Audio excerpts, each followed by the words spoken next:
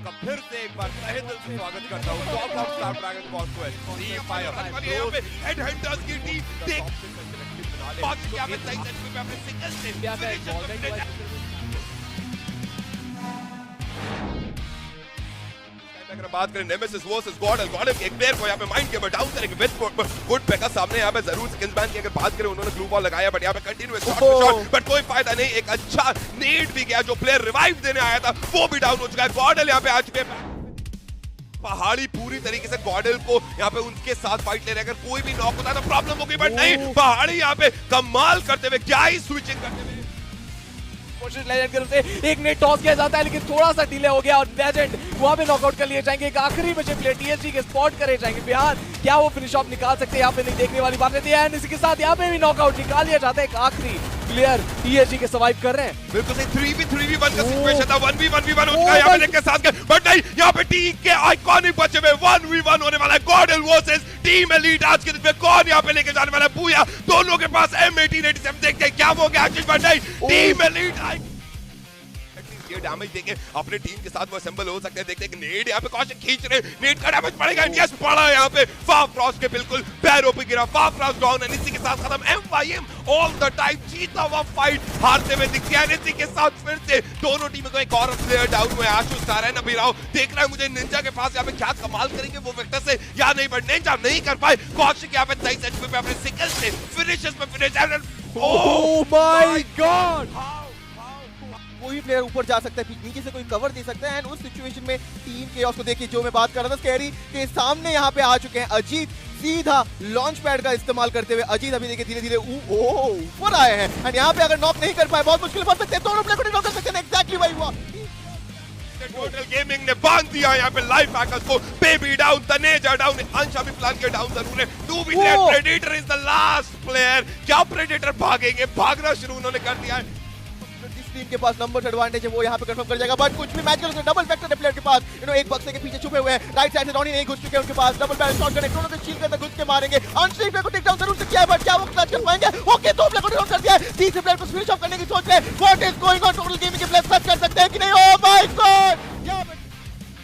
आप देखिए 3v3 की फाइट रहने वाली जाते हैं मैवागुडा को यहाँ पे नॉक आउट कर लिया जाएगा मन पावर को अपने फेवर में करते हुए राजा को यहाँ पे भी एलिमिनेट आउट कर लिया जाता है आखिरी बचे प्लेयर को यहाँ पे सर्च एंड डिस्ट्रॉय करने की कोशिश चल जरूर से रही लेकिन क्या कर पाते हैं एक बहुत ही बड़ा प्रश्न रहेगा राजा भी यहाँ पे नॉकआउट कर लिए जाएंगे आखिरी बचे प्लेयर हेड हंटर्स के कौन रहने वाले देखते हैं बट अभी के लिए मिस्टेक है किसी से ग्लू वॉल से निकलने की कोशिश करके आसिफ को भी स्पॉट करते हैं सामने वाले के पास नंबर एडवांटेज है वही निकाल के लेके जाएंगे मैं अब ये देख रहा हूं कि इविल आर्मी का प्लेइंग स्पेस कम करने वाली है लेवल आइकॉनिक एंड सही टाइम पे वो किल फीड पड़ रहे थे आ चुके हैं यहां पे लेवल आइकॉनिक जाने नहीं देने वाली इविल आर्मी को एक अच्छा नेड रॉनिंग का इविल भी डाउन है देखते ही देखते पूरी इविल आर्मी छितर-बितर हो रही है अभी की 4 अननोन कहां पे उतरने वाली है वो इस बार उतरेगी जरूर से सीपीआर पे बट बात करें शुरुआती फाइट की एनबीए वर्सेस एमओएन स्टार्ट होता हुआ ऑलरेडी एक नॉक इस सिलसिले में जुड़ता हुआ हमें देखने को मिल जाएगा निखिल को नॉकआउट कर लिया जाता है और इस बार टीम एमओएन 3 प्लेस के पास सर्वाइव करने वाली है बट मैरियस को यहां पे स्पॉट करते हुए फिनिश ऑफ कर लिया जाएगा अब देखिए अमन आखिरी बचे प्लेयर बच जाते हैं शुरुआती फाइट है ऑलरेडी 3 प्लेयर्स को गवा चुके हैं अमन P90 से एक बहुत ही ज्यादा अच्छा रेट ऑफ फायर वेपन बन जाता है और उस चीज से कहीं ना कहीं थोड़ी बहुत चुनौती क्रिएट करने की कोशिश करे बट अमन आखिरी बचे प्लेयर है यहां से निकलना एक सेफ ऑप्शन बन सकता है लेकिन निकले भी कैसे ऊपर चढ़ने के लिए चढ़ाई चढ़नी पड़ेगी और पकड़े जाएंगे वहां पे स्पॉट करे जाएंगे फिनिश ऑफ कर लिया जाएगा VRC 1000 उन्हें इजीली एलिमिनेट आउट किया जा सकता है उन्हें करना एक अच्छी चीज बन सकती है क्योंकि मैक्स 7 आपको आपके हाथों पे लग जाएगा मैक्स 7 क्लोज क्वार्टर 20 की वेपन बन जाती है फेयर फ्रॉस्ट बगल पे खड़े हैं M5 लिए हाथों पे सामने पे अमन को स्पॉट कर लिया जाता है बट ग्लू वॉल बनाया है उन्होंने एक छोटा सा गैप निकल के आ जाएगा पीछे से एक बैक स्टैप क्रिएट करने की कोशिश करे फेयर फॉस्ट बट क्या उन्हें फुटस्टेप्स आएगा देखने वाली बात रहती है अमन 1v2 क्लच करते हुए अपनी टीम को 4 किल्स दिला जाता है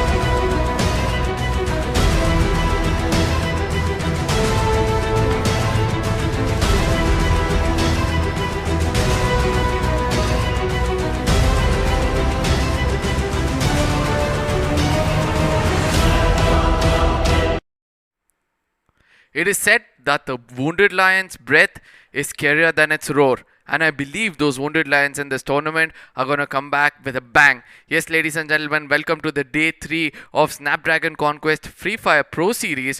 With me is Red Cape, also known as Godwin. And at this point of time, the phrase came out of my mouth just because of two teams, which are right now wounded very badly. One is going to be Total Gaming, and the other one is obviously going to be 4 Unknown. The champions who were trying to make it back from the day 1 just held that leaderboard at the end of day 1, but day 2, somewhere they had to lose it down. They lost their pace, but they are wounded right now, as you said, and they're going to make that comeback that they need. And ladies and gentlemen, welcoming you back again to Season 2 of Snapdragon Conquest Free Fire Pro Series. Thanks for the warm welcome again, Aka. And I think somewhere we will be talking about teams like Esports, who were able to come up to the top of the leaderboard. I think they came out to the second place. Blind Esports making it to the first place at the end of day 2, and now it's the time for day 3. We have 3 weeks of league stages, 1 week of wildcard, and 2 days of grand finale. So that comes to is saying that we have total 5 weeks of action-packed matches all stacked up for you.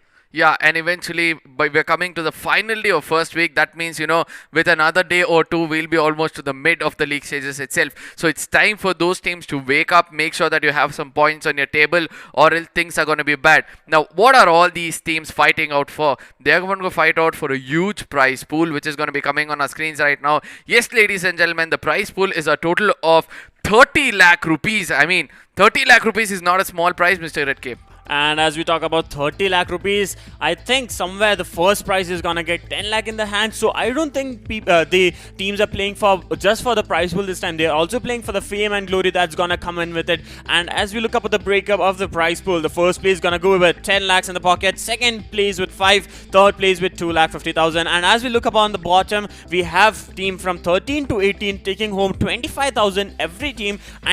And the best part of this tournament is all the 24 teams will be minimum taking home 15,000 from the 19th to the 24th position. Yeah, exactly, and that is what I love the most when it comes to Snapdragon Conquest Free Fire Pro Series, because at the end of the day, we all know that we are investing time, and time is money. At the same time, how are they going to gain it? If they get a booyah in the name, they're going to get 20 points. Second place is going to get 17, third place is going to get 15, and so on. But the most important, the crucial is going to be the kill point, which is going to secure it. 2 kill points. 2 points for each kill is what I want to say. And if you have 10 kill points, yesterday as we were looking, it's going to be as good as the 6th place.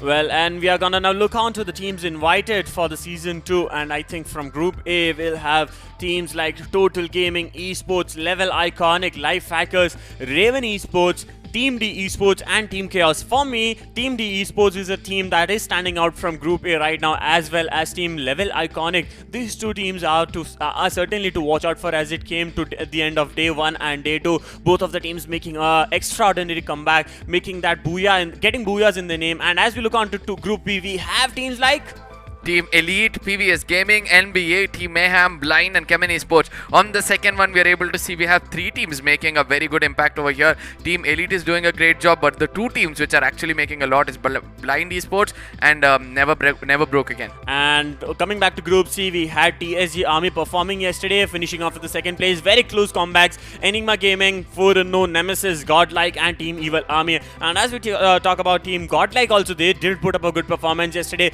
Somewhere I think they were always able to make it towards the top 5th or 6th position in every matches, but we'll know it for sure when it comes to the end of today. And from Group D, we have few big names coming up like Team TSMFTX, UG Mania, AFF Esports, Headhunters, Blood Bashers, and DESI Gamers. Yeah, and in this group especially, we are able to see that not 1, not 2, but there are 3 teams who are performing really well.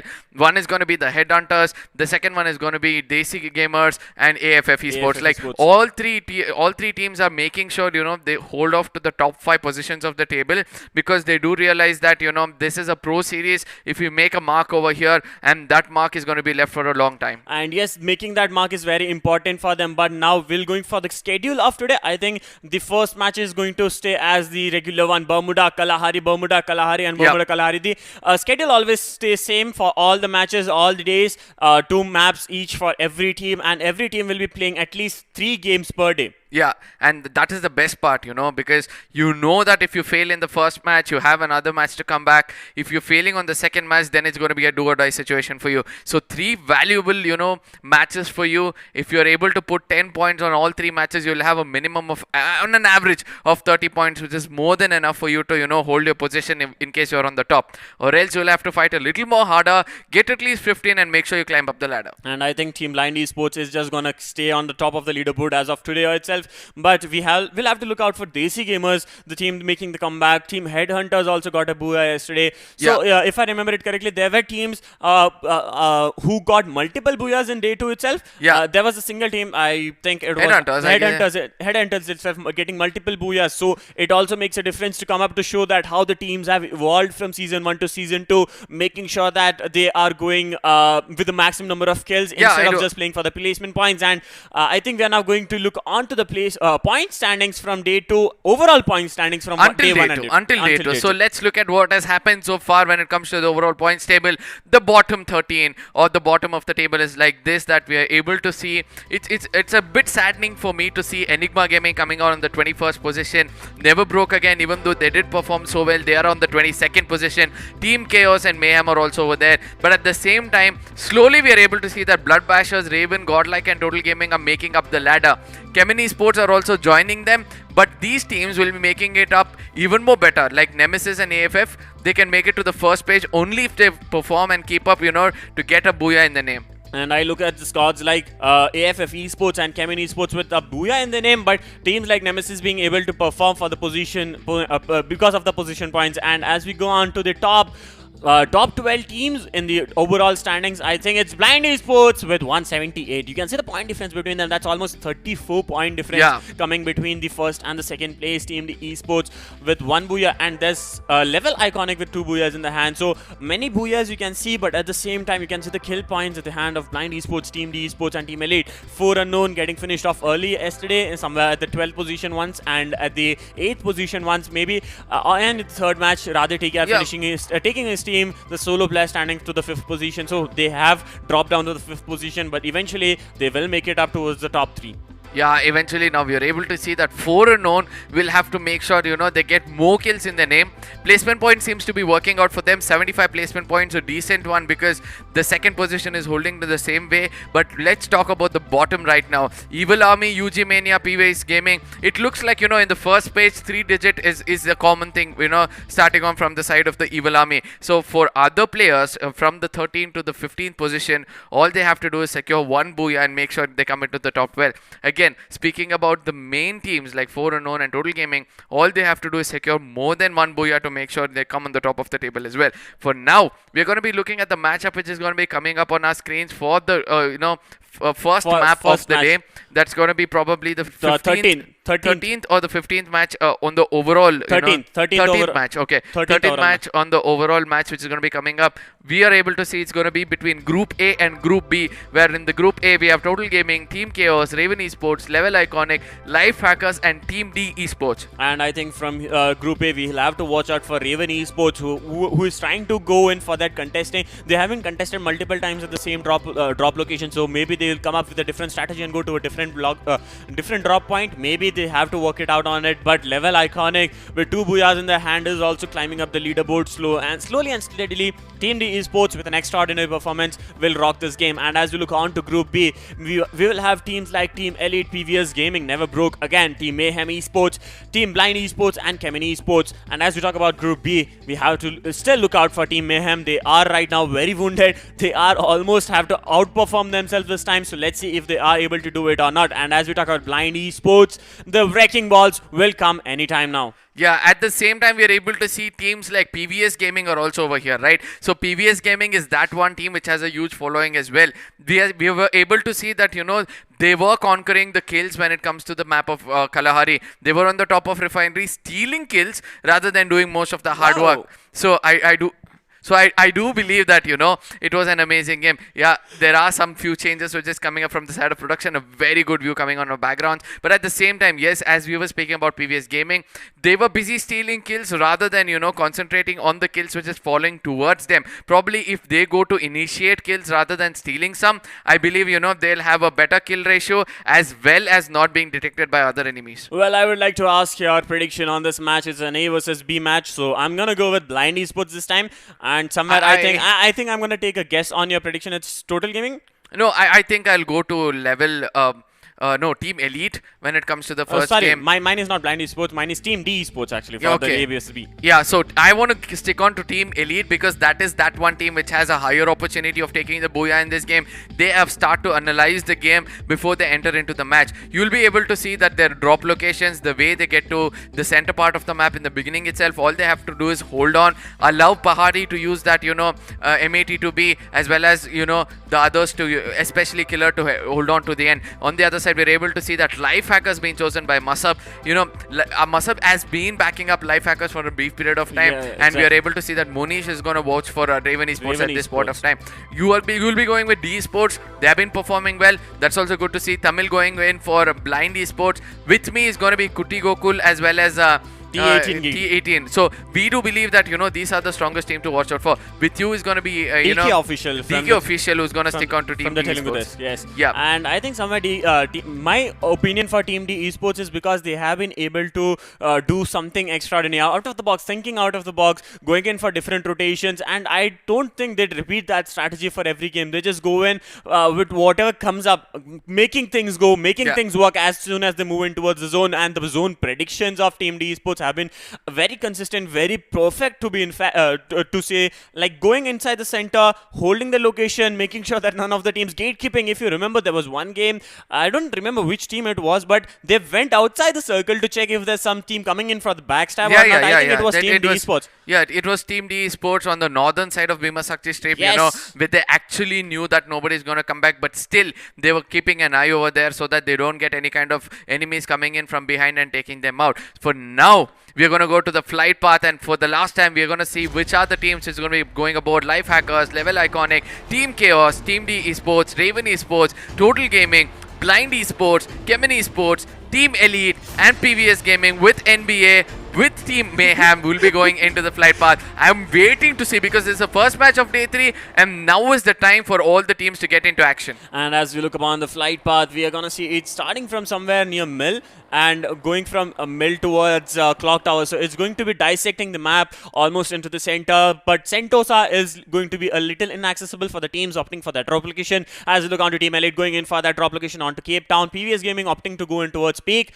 Chemin Esports is trying to go towards Kota Tower or Poichinok. There are multiple squads trying to land near Clock Tower, and we'll have to watch out for... No, Clock Tower is still uncontested for as Team Mayhem moves on towards Factory. Blind Esports trying to go in, and there's multiple squads right now we are watching at Poichinok. That's going to be PVS Gaming and Team Elite, and they'll have to look out for each other. That's Peak or Peak? That's Peak. Yeah, that's Peak. Between Peak and Bhima Sakti Strip, we are able to see that, between Peak and Katulistiva, I'm so sorry, there's been some skirmishes which has started off, and we're able to see it's not 1 or 2, it's been 3 teams which are coming over there. But on the other side, CES, Chemin Esports, they are really good at taking those initial fights. They love early skirmishes because they know that they can execute kills in the beginning itself. But this time, Asustar is going to take his team and go away from here because he wants to keep Kaushik alive, the grenadier for the team who has done most of the job for the team when it comes to initial kills. So it's important for them to go away, get the right kind of loot. And I know this team is trying to go in for the side of Sentosa in the beginning because they do realize that, getting the right kind of guns is more important. On the other side, we're speaking about the graveyard where we're able to see that, Team TC is already coming into chaotic situation. They've taken down Prasanna on the other side. It's good to see that Tech KK has not got taken down in the beginning itself. They're going to be confirming 1 kill and they're going to be happy with the performance in the beginning because they've got 3 kills, I'm so sorry, and they're almost on the verge of removing the complete squad of Team 4. And that's going to be Raven Esports just in front of them. Last place standing for Raven Esports trying to make it for his team and has been spotted. His Footsteps have revealed his location. Team Chaos is gonna go in for that push. Any time right now, Team Chaos carry the last play. I think he's the only player who hasn't got a kill in his name, but eventually he'll also try to go in for that kill. I can't see Raven Esports, the last guy. He was here in just a moment ago, and I think he's still holding his location, or maybe he has decided to go in with a grappler gun and move out. Yes, that's Sai Shankar standing for his team, moving out with 3 first aids and 2 glow walls in his hand. He needs to actually heal up, not actually heal up, just stack up on the supplies that he could get. And meanwhile, it's going to be nice very shot. close fights happening between TE Iconic and Icy Angry. That's level. Iconic losing one of the players and going in for that push. Might be Aladdin. Aladdin gets spotted from the back, gets stabbed, and at the same time, Martin also trying to give cover for his teammate. Iconic is a solo man standing out in the open. It's very vulnerable for him to stay at that location. He needs to fall back or either regroup with his team, who will be very much shortly joining him for the fight against Team Level Iconic. Yeah, and I love to see what Iconic does over here. You know, he knew that he was getting shot from all different directions, but his aim was absolutely crisp. What he did over there, he made sure that he connects the shot against Angry and confirms the kill, and make sure that, you know, the team runs away from that spot. I just love the way what's happening over there. Team Chaos and Raven Esports, we saw the skirmish at Graveyard, and eventually Team Chaos was the one who was leading it. On the other side, there are no other teams which are going to be contesting one another. I'm not able to see any kind of repetitive.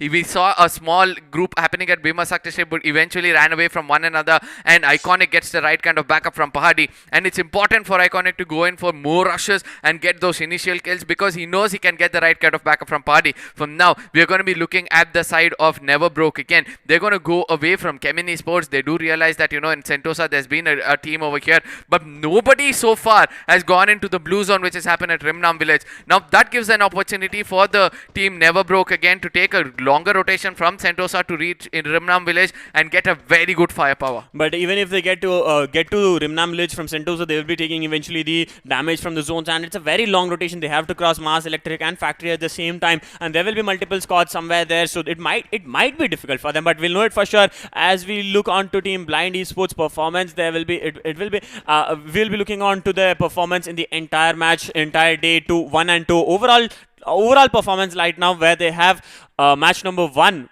which was A versus B, and they had 11 kills. This is the yesterday's performance, I think. No, this is the overall performance. Yeah, yes, the overall 6 matches performance of Blind Esports looked really promising. Apart from match 1 and match 10, you know, they have been stumbling a bit, but we can see that only in match 9 was where they couldn't execute more than 1 kill. The rest of the time, they had a minimum of 10 pointers just by kill itself. So that comes up to say this is the one of those teams to watch out for. But at the same time, the only way to dissect through the side of Blind Esports is taking down Ginotra in the beginning itself. They know that that's the brain of the whole team.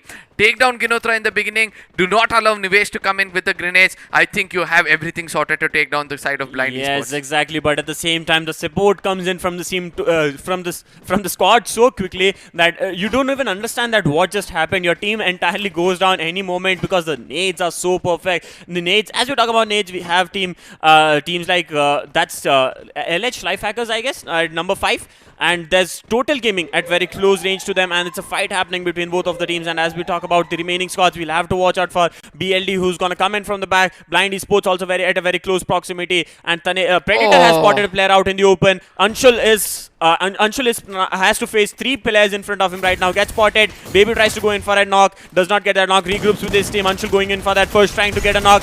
Gets spotted a lot. He has been damaged a lot. He has to a level 2 vest and a level 3 helmet at his hand. But at the same time, the nades coming in. Fozzy Ajay has taken a lot of damage. Ansh has also taken a lot of damage by the nades. Ansh has to heal up before he goes in for that push right now. Ansh has to get the backup from his team that he needs. But eventually, the team of Total Gaming is trying to fall back. I don't know what's happening with the team. They are not regrouping, instead trying to fall back from the fight.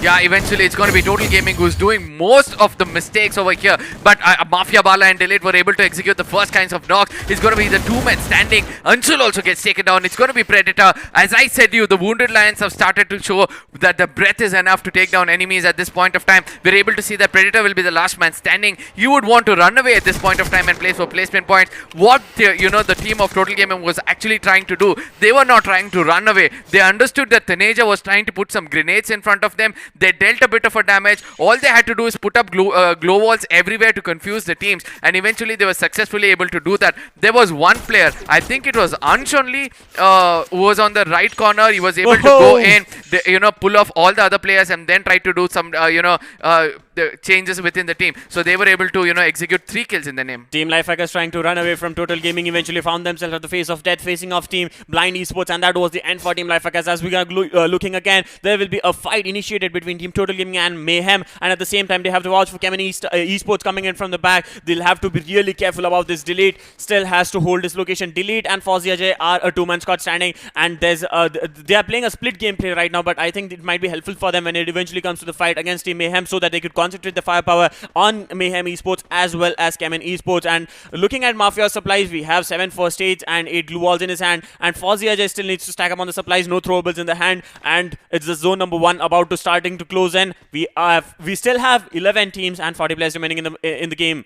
Yeah, Total Gaming Esports on the other end has to realize that there's another fight which is happening right in front of them. That's going to be between IC versus PVS. At this point of time, we are able to see that Mafia was able to execute a very good kill over there, trying to come in as a third party, executed 1 kill, and that's going to be a very, very valuable kill coming in from their side. I think Aladdin was the person who got taken down. PVS Gaming will be really happy because Total Gaming came in as a blessing in disguise for them. On the other side, Team IC suffering a casualty in the beginning itself when it comes to the center part of the map. We all know that when you're holding a compound at peak, or when you're trying to be at peak itself, there's going to be more than one team is going to attack you, and I do not understand why Team IC was not able to execute any kind of kills over there. I do understand that they were third party, but at the same time they could have stayed inside a compound and taken a fight against PVS, which PVS was really clever in doing it. Multiple squads in front of Total Gaming right now. PVS Gaming and Team Level Iconic. Fozzy wants to play it safe right now in the red zone. Team is looking very vulnerable. They'll have to get in the shelter,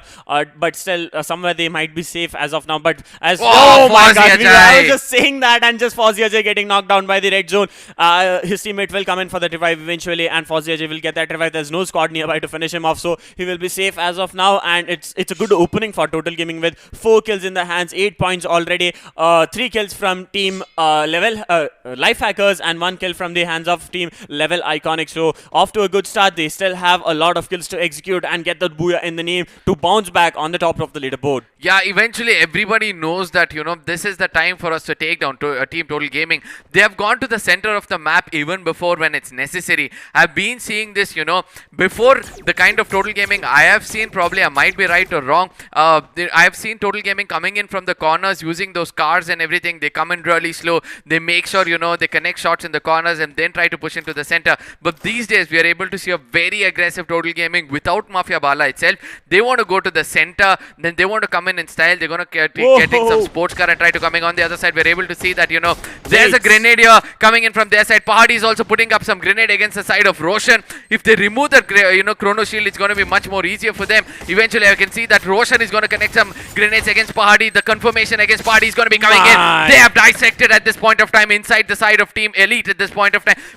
Amitwala on the other side has also got taken down. The confirmation could be coming in from their side as well. It's all about grenades. It's all about shotguns. And it's all about grenades and shotguns from now on. Team D Esports have lost 2 of the players. One of the players has been finished off. The second player is knocked down.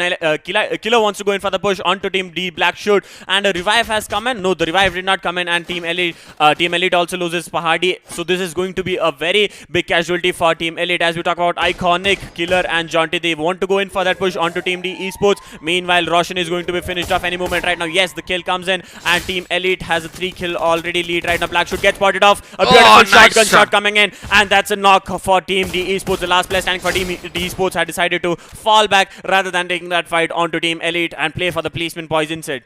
But I believe they've done the right kind of damage when it comes to the side of Team Elite, because they have taken down the strongest player on their side. I think they removed Pahadi from this equation. At the same time, we are able to see that 2 of the underdogs are coming in front of our eyes. That one is going to be Chemin Esports, and the other one is going to be Never Broke Again. So I would like to see such teams face off in the beginning itself. That gives an opportunity for others to take the booyahs in their name. I do understand that most of the teams are looking forward for getting placement points in the beginning rather than kill points, but the new meta in Free Fire has come up where it's going to be grenades, and then it's going to be shotguns. Melees also. Yeah, and melees also, to be specific. But at the same time, it's either a long range. I don't see any kind of snipers coming in for long range. They're relying mid range. They're relying on grenades.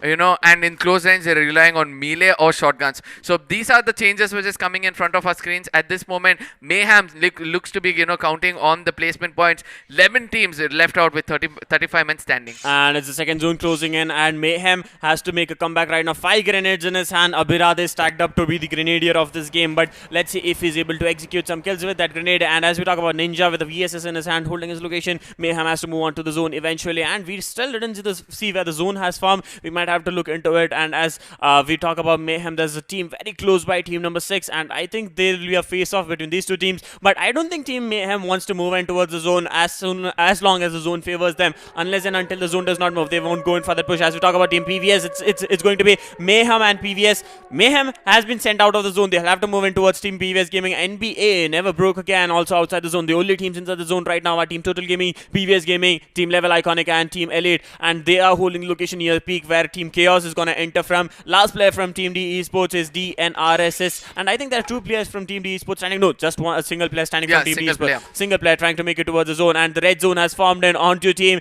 BLG and also team Elite, and as also Total Gaming. Total Gaming is coming to the red zone for the second time, and no casualties of the red zone as of now. Yeah, and eventually red zone I've been seeing from the past 3 days, it has been giving damage to everybody possible. At this point of time, I believe that, the strongest team who have a very good capability of gatekeeping anybody is going to be Total Gaming Esports. At the same time, we are able to see that Team Elite, after losing Party, seems to be playing a little defensive at this point of time. They are going towards getting inside a compound itself. For now, we'll be looking at the performance of Team Elite until late. Apart from the first 2 matches and the 9th match, I don't believe we are able to see the true Team Elite who have played. We know that in between they were dissected because of Pahadi getting taken down. I do remember telling them that it's important for Pahadi to stay alive, but again in this match they've already got 4 kills in the name. Another 1 or 2, they'll be decent enough to get another 10 to 12 pointers in the name. And as we talk about Jonty with a Groza in his hand, he has spotted Team Chaos in front of him. They won't go in for that push, but at the same time they know they are at a disadvantage of losing Pahadi at the early fights itself. A nade spam might come in from Team Elite anytime, and with an off-angle, Elite Killer is holding his location. A beautiful knock comes in by the hands of Team Elite. A beautiful nade, a second nade comes in. A finish has been fought out. Beautiful nade again by Team Elite. Team Chaos look at a chaotic situation. Team Elite Team Chaos KK is going to be revived any moment, but Arslan has to hold it for his team at the same time. A chrono shield popping up. Meanwhile, there's a different fight happening between Team Mayhem and Team Chemin Esports. Chemin Esports loses one of their players. Total Gaming starts losing one of the players again and again. Blind Esports have come into the action. Mayhem Abhiral has been knocked out. TC Arslan, the last 2 players standing for Team Chaos, have to go in for that revive, and it's Team Mayhem getting eliminated at the 11th position. A lot of fight happening. This is what happens when there are a lot of teams standing at the end of the match, and Team Jonty wants to go in for that push. Comes in with the Groza, takes down multiple glue walls, and Jonty and Iconic still wants to go in for that push. Will Team Chaos be able to survive this? Arslan has been taken down. Killer does not want to give any gap for Team Chaos to be able to run back or make it towards the zone, and the zone is going to close in the next 28 seconds. Spotting of Vivek right now, trying to get in for the knock, and it's a very close range fight coming in. A beautiful knock by the hands of Iconic. The last 2 players standing for Chaos have to make it difficult for them. Quadra kill coming at the hands of Team Elite. Iconic. The last 2 players are Tech KK and Arslan. Will Team Elite be able to pull this off? Yeah, I think so. They'll be able to pull it off if they keep their cool, but at the same time they have to rush inside the circle, which is even more necessary for them at this point of time. Iconic gets taken down. It's time for them to fall back. Eventually they do not fall back, but they're going to pay the price, not once but twice. 2 player already out. It's going to be the lone man standing Killer, who has to make sure that he plays for placement points from here on, with the max and trying to push in. I believe that there were 2 players. I'm so sorry, it's Killer and Jonty, both of them still alive for them. I think they cleared off the complete squad of Team Chaos, if I'm not wrong. Yes, they were able to do so. On the other side, Never Broke Again is having a fight with PVS Gaming. It's really good to see that PVS Gaming is still alive. They've got only 2 kills in the name. This is the time for them to execute more kills. The third knock also coming in from their side. Eco on the other side with that M10 is trying to get as much kills as possible. Eventually gets spotted, gets taken down. It's going to be PVS Gaming from far away who's giving the right kind of backup. Martin is coming pretty much closer, but puts up a chrono shield at the right spot. At the right time, we are able to see the lower boy with the P90 trying to break that chrono shield and make sure he enters inside as well. Nobita on the other side is going to reload his Max 7 and try to push in to take down Martin. Martin puts up a glue wall. It's important for them to put a grenade through that glue wall, or else they'll have to hold it for a long period of time. As we talk about Martin, he's at a very vulnerable position where a nade can take him down any moment. Now 3 kills for his team. He has been able to do something for his team, but I don't think he'll be able to outperform this because PVS Gaming is just waiting it out for the glue wall to go down and able to execute their skill onto Martin. As we talk about the remaining squads, we have Team LA. John T is getting spotted on by Nobita. A beautiful knock comes in, and he's trying to go in for that finish, but eventually the glue wall comes in to help, and yes, he gets spotted off and finished off by Nobita. A long range cruiser fight coming in. Team Elite killer, the last player standing for Team Elite has to do it for his team. 5 teams and 9 players standing. Total Gaming Mafia has been knocked out. A different fight happening between Team Total Gaming and I think that's BLD. Yes, BLD goes in for that kill, and Blind Esports is still alive right now, facing it out between all the teams. PVS, Nobita and Loverboy playing it for Team PVS, and Total Gaming has been eliminated. Beautiful kills coming at the hand of Blind Esports.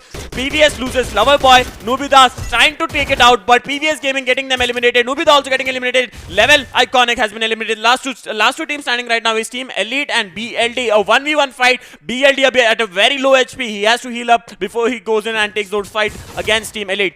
And eventually he's going to give up his location. That's going to be very, very bad for him. One good grenade could have done the job, but eventually the Woodpecker is what he's been holding at this point of time. He's turning around the zone. He's got the deadly AWM in his hand. He wants to take a one-shot, one kill at this point of time, but Killer exactly knows what to do, and eventually the kill comes in the name of Killer, and he's going to be happy performing there so well with 6 kills in his name. This is what I've been telling about. Again, my predictions coming out right regarding Team Elite. I've told it's important for Killer to stay alive until the end. He survives until the end and gives the right kind of booyah for his team. At the same time, Total Gaming coming on the verge of almost taking the booyah in the name, eventually got taken down. I don't know at what point of time, they were held up behind the glue wall so much that they got eliminated.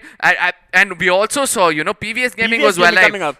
PVS Gaming upcoming with a different strategy, different meta. 9 kills almost executed in the name, and Blind Esports at the end were able to take down the kings of the match, Total Gaming, and eventually losing it out just because the lack of first stage. If they had first stage, maybe the last player, Abhay it was, I guess. Abhay trying to heal up a bit, but eventually trying to crawl it out in the zone. A slithering snake trying to make it out, but eventually he gave away location, firing just one shot. He could have just stayed there, tried to go in looking for some. I think he died because of the zone. I'm still not sure, because he knew that rather than giving my life to a player and giving away 2 points, it's better to die alone. But at the same time, we saw he did not have glue walls, he did not have health kits, most of his resources were burnt out. This is what happens when you're on the corners of the zone.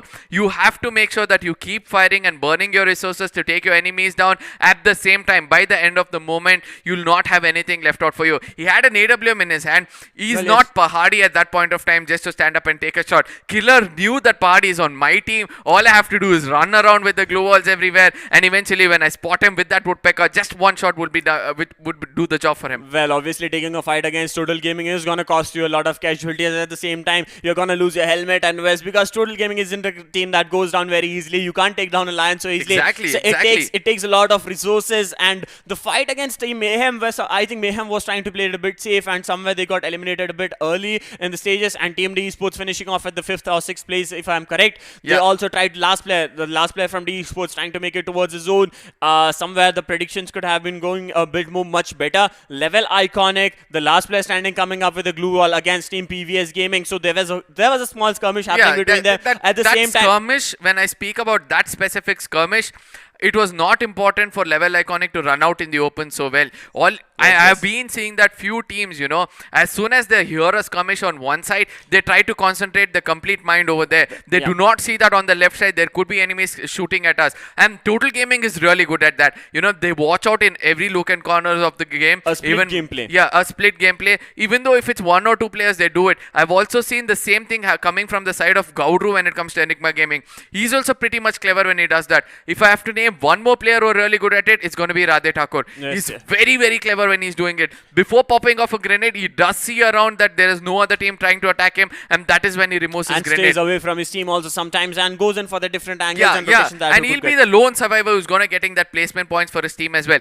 The last player whom I would like to put in this is gonna be Killer, and that is why I always want him to stay alive. You saw him, right? He did not go out in the open to revive Iconic. He knew that I had to stay alive. He stayed behind that cover, eventually took the booyah in his name. So there are some clever player when it comes to Free Fire, but sometimes it's pretty tough for us, even in that pressure to get And the as you booyah. talk about Team Elite, he also made sure that PBS did not make it out of that fight against Yeah. Team Level Iconic. And now it's time for the matchup for match number 14, second match of day 3, and it's going to be Group A versus C, where we will see teams like Total Gaming, Team Chaos, Raven Esports, Level Iconic, Life Hackers, Team D Esports, and they will be facing off. They'll be facing off Group C. That is going to be from the side where I have been vouching for a really long time, and I know that this is the team which can take the booyah in the name because it's Kalahari, 4 Unknown, Enigma Gaming, TSG Army, Nemesis, GodLike and Evil Army. And I am telling you for sure that this is the time for them to actually take a bounce and come back. 4 Unknown have been wounded really badly when it comes to yesterday's match. So they would want to take a booyah when it comes to their home ground, and I believe they'll be able to do so. That is my prediction for the next map. 4 Unknown will be taking this booyah when it comes to Kalahari. Well, I am going to stick with you, but at the same time, we have team like Team TSG Army you have to look out for because they were able to perform really well yesterday while coming into the map of Bermuda, but as well as, let's see the performance in Kalahari against the champions this time, 4 Unknown and Total Gaming coming into a play once again. So I think somewhere we have both of these squads who we have to watch out for. At the same time, we'll have to look at the areas like Santa Catrina, Refinery, and also somewhere I think the sub is going to be contested this time by multiple squads. Yeah, but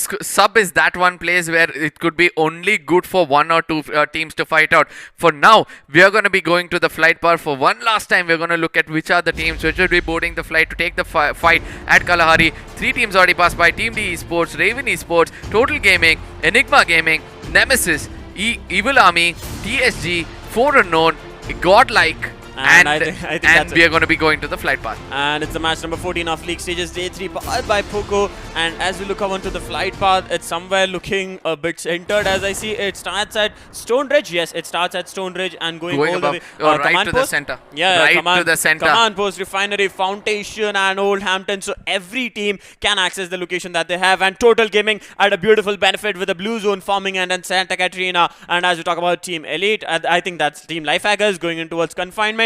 We have Team Level Iconic going towards Council Hall. Team D Esports decide to take on Command Post. And as we're talking about, the sub is being contested right now by Team TSG and Team Raven Esports. Meanwhile, there's a shot very close to them. That's going to be Team Enigma Gaming. Yeah, at this point of time, we are able to see that Sasuke has already got some shots, but eventually got the best gun in the rate of speed, firing speed, bullets per speed. It's going to be the Woodpecker, the Kingfisher in his hand, but at the same time, he's going to regroup with his team. That'll be a very clever thing to do. They do understand there's only one player on the other side. Raven Esports, Prasanna with that P90 trying to do as much as damage possible to Legend, but eventually Legend will be able to take cover at the right time. So we can see that the whole team of TSG is trying to take cover under the sub itself. They know that, it's important for us to stay alive, stack up the loot as much as possible, let them try to shoot us. Once we have the right kinds of gun, that is when we go in. And as we talk about headshot, they have the altitude advantage as well as Ojasvi just holding it out for the teams to come down and take down with the shotgun in his hand. And TSG is also trying to regroup it this time because last time I have seen team like a solo player of TSG leaving sub and Raven Esports being able to execute those kills, but at the cost of one player. So both the teams have been losing multiple players, but this time it's a slow and steady fight. And the first knock comes in. Sai Shankar has been knocked out and finished off by TSG Army. The first blade comes in for the hands of TSG Legend. I guess, yes, Legend gets that kill onto his teammates. And meanwhile, it's Deadshot who's just waiting it up. Gets knocked out by Tejasvi. Ojasvi going in for that kill. Ajit gets a knock onto Sasuke. Sasuke getting taken down. And the last player standing for Team TSG. The last 2 players standing for Raven Esports is going to be Prasanna and Ajit. And as we talk about Team TSG, it's Ojasvi, Vihan and Legend. The last 3 players is a 2v3. That's going to happen. A beautiful nade coming in at the hands of Vihan. Does not get that knock. Trying to go into chase of Ajit. He will not be able to successfully do it because Ajit is going to go a bit more far and try trying to go in for that rich advantage. Meanwhile, TSG coming in for that hot pursuit, very close range gunfights, any time about to happen right now. Yeah, and I do believe that they're going to take down Ajit because they realize that Ajit was the person who took down our teammate. It's important to take his head down. At this point of time, Ajit looks even more promising with the AK, but very, very vulnerable without the helmet. Ojasvi does realize there was a point where Vihan and Ojasvi were together. Ojasvi were cooking a grenade. It would have been much more easier for them. Right now, gets spotted. Shot's been connected. Ajit is almost down. 27, 24 damage coming in from his side. He'll be left out with 40 or 50 damage. Another 10 or 15 left out for him. And the grenade will be coming in. It was a very good gameplay coming in from their side. This is what they had to do in the beginning itself. All they had to do was make sure that, you know, one person puts up a grenade to bring him out and the other person shoots at him. Eventually, it was a little bit late for them. After losing Sasuke, they were able to execute it. The last player, Prasanna, is going to run away from there, take advantage of this. There's a tuk-tuk in front of him. He is not going to choose to take it, but eventually hides inside the sniper tower. Well, if he takes that tuk-tuk, it's going to give away location with the sound. He's just going to stay there and make sure that if TSG army passes in front of him, trying to pick them off one by one at a time. And at the same time, as we look upon the other places, we have the zone number 1. The zone 2 about to be formed in. We have Total Gaming taking the advantage of the blue zone, moving it out of Santa Catarina towards Stone Ridge. They will move on towards fighting. Looking on to teams that are already at Stone Ridge, there's a team very close by, I guess. Yeah, I do believe there's a team close by, but there is a little bit of disappointment forming inside me by the way, you know, the team of Total Gaming is forming to move around. Tista on the other side gets tagged. Eventually, almost been confirmed on the hands of Mohit Sharma with the VSS. Eventually, he's going to get revived. No grenades coming in from their side. We have to see whether Nemesis will be able to do something special over here against the side of GodL. It's important for GodL to remain alive for a brief period of time because if they get taken down yet again,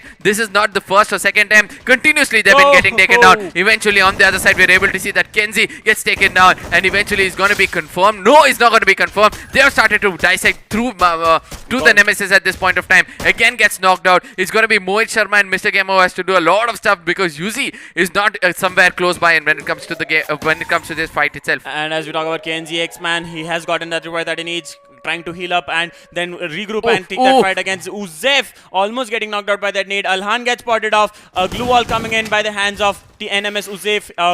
Beautiful chrono shells being put out. I can see the number of chrono shells coming up at the same position, and that's going to make Uzef a bit more vulnerable. Meanwhile, Mr. Gamer trying to give him the cover that he needs him from the back, trying to take down the glue wall again. Tista at a very low HP. GodL looks very vulnerable at this moment with the last glue wall going down. It might be very difficult for them to make a comeback after this. A player getting knocked out will give the opening for NMS, and 2 players have been knocked out. 2 players from GodL have been knocked out. The last player standing is Alhan. Tries to go in for that nade onto Mohit Sharma. Does not get that knock. He's going to go in for that push. A very close shotgun coming into action. Yes, he gets that knock executed. He has to pull off 1v2 now, and he goes in for the kill before being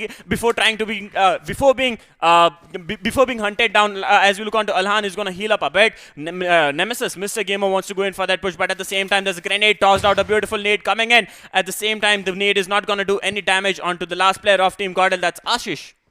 Yeah, at this point of time, we're able to see that, you know, Team GodL is not going to suffer much. He's going to keep his cool at this point of time. Eventually realizes there's a player close by. He's got the M10 inside. He has to watch out for his back at this point of time. It's going to be Kenzie who's going to be, you know, putting up the grenade over there. A very good jump shot coming with the M18. But eventually, Ashish is doing as much as possible to stay alive. Will be doing the best of what he can. And they're going to keep GodL alive. At one point of time, we were able to see that the GodL was getting slaughtered continuously. Very vulnerable at one point of time, but eventually a very good bounce back coming in from their side. Team Chaos versus Enigma Gaming is something to watch out for. We're able to see that Gowdru is trying to execute as much as possible with the VSS, wants to fall back with Anish at this point of time, and we are able to see that, you know, Arin is trying to get an off angle at Mammoth, which is very much impossible, or which is very much not possible because of all the bones of that Mammoth which is fallen over there. It's important for the whole team to stick together rather than anything else. On the other side, Tech KK will be wanting his team to run away because in the previous game itself, we saw that, you know, Team Chaos was able to survive for a longer time, being Tech KK alive, and this time they'll be choosing to do the same. And as we're gonna take a quick look onto the day 2 match number 13, that's the last match point standings where Team Elite finished finished off at the first place with 44 points. PVS Gaming at the second place with 27. Blind Esports at the third place with 25. Total Gaming Esports at the fourth place with 24. Level Iconic at the fifth place with 21. And Team Raven Esports at the sixth place with 12. And somewhere I am impressed by the gameplay of PVS Gaming in the last match, making it towards the second position in the overall standings at the end of the match number 13. Yeah, you saw them, right? They had the right kind of rotation. They knew that they don't want to go for any kind of skirmishes. They had one person locked in one corner. I think that everything worked out for them in the previous game. But let's see what's happened next, as we'll be looking at the side of Team Chaos still trying to run away. I mean, it's a very good call for sure, but let's see how long that is going to keep up for them. On the other side, we're able to see that the Team Life Hackers are trying to run away and try to get into the circle with a longer rotation. Probably use the launchers. Yes, a good call coming in from the side of IGL. He's like, let's use the launchers and try to get into places where no teams are going to be. Let's see whether Baby will be landing into the right spot, because he's going pretty much closer to the side of GodLike. They want to rush in from the shrines towards the side of Bayfront probably, but look at the zone. It has taken a very southern-western shift, southern-eastern shift, and the only team which is over there is going to be Total Gaming. A very good rotation coming in from their side. They have a chance of taking the Booyah in the name, but let's see. 4 unknown still holding Refinery, can take a rotation towards Command Post. And as we look on to Team Life Hackers, they're also making their way on to Refinery also. There's a split gameplay coming in from the side of Team Life Hackers. They'll have to watch out for teams like 4 unknown. There's Team D Esports. I think Deja Vu coming in. I think Life Hackers again falling into the hands of Team D Esports. They'll have to literally look out for it. Amit Wala has spotted Life Hackers coming in. PP Taneja will be getting spotted on, and it's a push that's gonna come in from the hands of Team D Esports any moment now. And a beautiful sniper shot getting connected. M249 coming into play. Taneja Obi wants to go in for that. Nice, Taneja. Black Shield has been knocked out. A second knock. A finish also has come in. A finish also has come in from the hands of PP Taneja Obi. A beautiful nade being cooked out. He's being the grenadier for the team right now. A beautiful nade spam again coming in by the hands of Taneja. He wants to make sure that they are able to execute the kill this time and take the revenge of what happened in the last match. Yeah, I do realize that. I just love the way Taneja kept his cool, but eventually they're going to pay the price. On the other side, we're able to see that 4 unknown have also started to unleash the wrath on the side of Team Elite. But let's look back at what has happened over here. Taneja knew that he had to hold it for a brief period of time. He did not go for an early knock, but eventually used it. On the other side, Radhe Thakur puts up another grenade. The Grenadier on the other side, he's going to be confirming another 2 kills with the grenade itself against Taneja himself. Anshul will be the last man standing. Life Hacker suffering in the hands of 4 unknown. I just love the way 4 unknown was watching all this happen over here. They knew that they shouldn't go for the kill. They played like almost like previous yesterday, but they were a bit more better at this point of time. They came in at the right spot. They knew that this is the time for us to put up some grenades. They led Radhe Thakur to the rest, and then it was all history. Swooping down like an eagle, target on and spray. 4 unknown makes it back with 3 kills already in the name. As we talk about Team Chaos, there's the last player standing from Mayhem Esports at a very close proximity. Spots on Scary, trying to get that knock, and Prasanna has given away his location right now. He'll have to watch out for the rest 4 players from Team Chaos Esports, and it's very difficult for him to get out of here. He's running out of everything. He's running out of all the supplies. Just 3 glue walls, 1 first aid kit, and it's a grenade spam. It's a grenade spam coming in at the hands of Team Chaos that's going to cost him his life eventually. Yeah, he has the P90 with him at this point of time. They understood that he doesn't have a chrono anymore. They're going to be cooking that grenade, not getting it properly this time. Scary wants to come in from a different angle and try to put that grenade. Probably the chrono shield is, the glue wall is going to go away. Tech KK is watching everything happen over here. The next grenade has been cooked at this point of time. I believe that could be the beginning of their... No! Scary took it out on his head. It's going to be Enigma who come in as a blessing in disguise for them. Eventually it starts to connect shots. Gaudu gets 1. Anish gets 1. Chillu and Aryan on the other side does realize that it's time for them to push. Chillu takes cover at the right time, and they all realize there's one player in front of them whom they have to take care. And as we look on to Team Enigma, giving a beautiful strategy coming in for them. And as a disguise, as I said, for Raven Esports, the last player still standing out. The zone about to close in the next 28 seconds. The 4th zone about to be deformed. The last 2 players standing from Team Chaos, Vivek and Arslan, have to make it towards the zone eventually. As we talk about Team 4 unknown spotting of Team Chaos, Vivek and Arslan making it towards the zone, trying to get on the spot. And Vivek has been spotted off. Arslan has been tagged on a bit. Vivek trying to fall back, getting an angle, but Arslan getting knocked off. And the last player standing from Team Chaos also getting taken down. 4 unknown Usado is not going to let anyone make it towards the zone and keeping them at a very well-paced well-positioned location right now at the sub, and there's one more team coming in for the advantage of Team 4 Unknown with 5 kills already in the name, with 10 points already in the hand, and it's going to be Enigma Gaming, the next big team for Team 4 Unknown Esports, and it's Arin who's getting spotted off. Radhe Thakur just goes for the shot, a beautiful shot coming in, a beautiful long, and the finish coming in. 6 kills in the hand of 4 Unknown already. It's a pace, it's a rampage coming in by the hands of Team 4 Unknown. I did tell you that 4 Unknown is going to unleash themselves when it comes to the map of Kalahari. Eventually they are able to do so. At the same time, we were able to see that Arin doesn't look to his left and right. I do not understand why this guy is always like this, always trying to be out in the open and try to connect those shots. He has to realize his team can be with him only for a brief period of time, but not always. But now it looks like, you know, the team Enigma Gaming is going to try to push towards the side of TGS. They have a very, very good cover. Eventually gets spotted. Eventually he's going to get one player gets taken down and almost cleared off. 4 Unknown on the other side will be dealing GodLike at this point of time. They've already got some good kills in their name. It's going to be 7 kills coming in from their side. But I can see Radhe Thakur is putting up some grenades, and we know how well he can execute it. A very good grenade coming in from the side of Roshan. It's going to make them pay for a very, very brief period of time. A good revival coming in from the side of 4 Unknown. A rush coming in as well. Another grenade has been cooked by the side of Radhe Thakur. Let's see how well that is going to turn out for them. Swastik still bleeding out. Radhe Thakur has to go in and revive him. We are able to see that 3 men already come in. Anand gets taken down. Radhe Thakur revived. He's going to be running back at this point of time. 4 Unknown for the first time looking very, very vulnerable. And it's Radhe Thakur trying to get some shots, and he's the last player, and that's 4 Unknown getting eliminated at the 8th position. It's the Team Esports who just wanted that revenge. Black Shoot getting taken down, 1 cost. Amitwala is gonna get that revive, that innate, and it's the 4th zone closing in. They'll have to move in towards the zone. Amitwala gets knocked out from the zone, and it's Team Esports who have to watch out for the last player from Team GodLike, Ashish, who's gonna be gatekeeping them 1v2. He has to look out for them, and Amitwala gets that revive, that innate. As we talk about Team 4, that's Team Lifehackers, I guess. Yeah, I think it's Lifehackers. No, Team Evil Army. Team Evil Army versus Level Iconic that we'll be seeing right now as we talk about Team Evil Army. They are still 1 kill. They only have 1 kill in the name, but they have the zone advantage as well as there's a team just in front of them. And EG Chillo gets taken down by Total Gaming. Total Gaming coming into the fact that the last moments when they need to. They have the zone advantage, proper placement points. And as we talk about Level Iconic, Level Iconic versus Evil Army is going to happen any moment right now. The advantage of the altitude advantage is going to be at the hands of Team Total Gaming. Fazia is standing out in the open tower, might be spotted off any time right now and might be taken down because he is at a very vulnerable position as we look onto the maps. Yeah, after 4 Unknown, the next kings of Kalahari has always been the side of, Total Gaming. We have been speaking about them. At this point of time, we are able to see that, Evil Army is in a very, very vulnerable spot. They have Team Iconic right in front of them, but it's good to see all 4 players of Total Gaming still alive. We saw that Enigma Gaming was getting slaughtered. I saw 3 to 4 players getting taken down. Probably all of them were, out of the game itself. Mafia being very clever, trying to,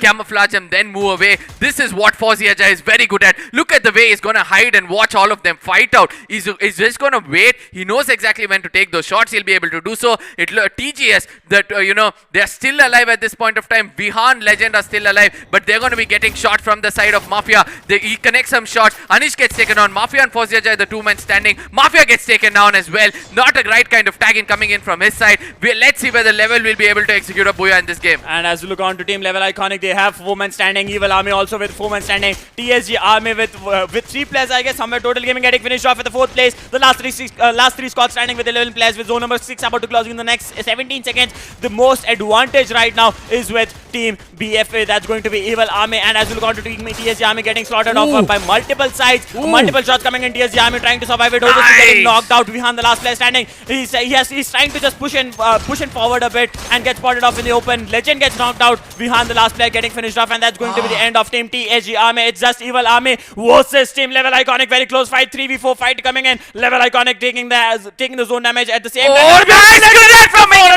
And that's the entire squad wipe. A beautiful booyah coming in towards the hands of Team Evil Army.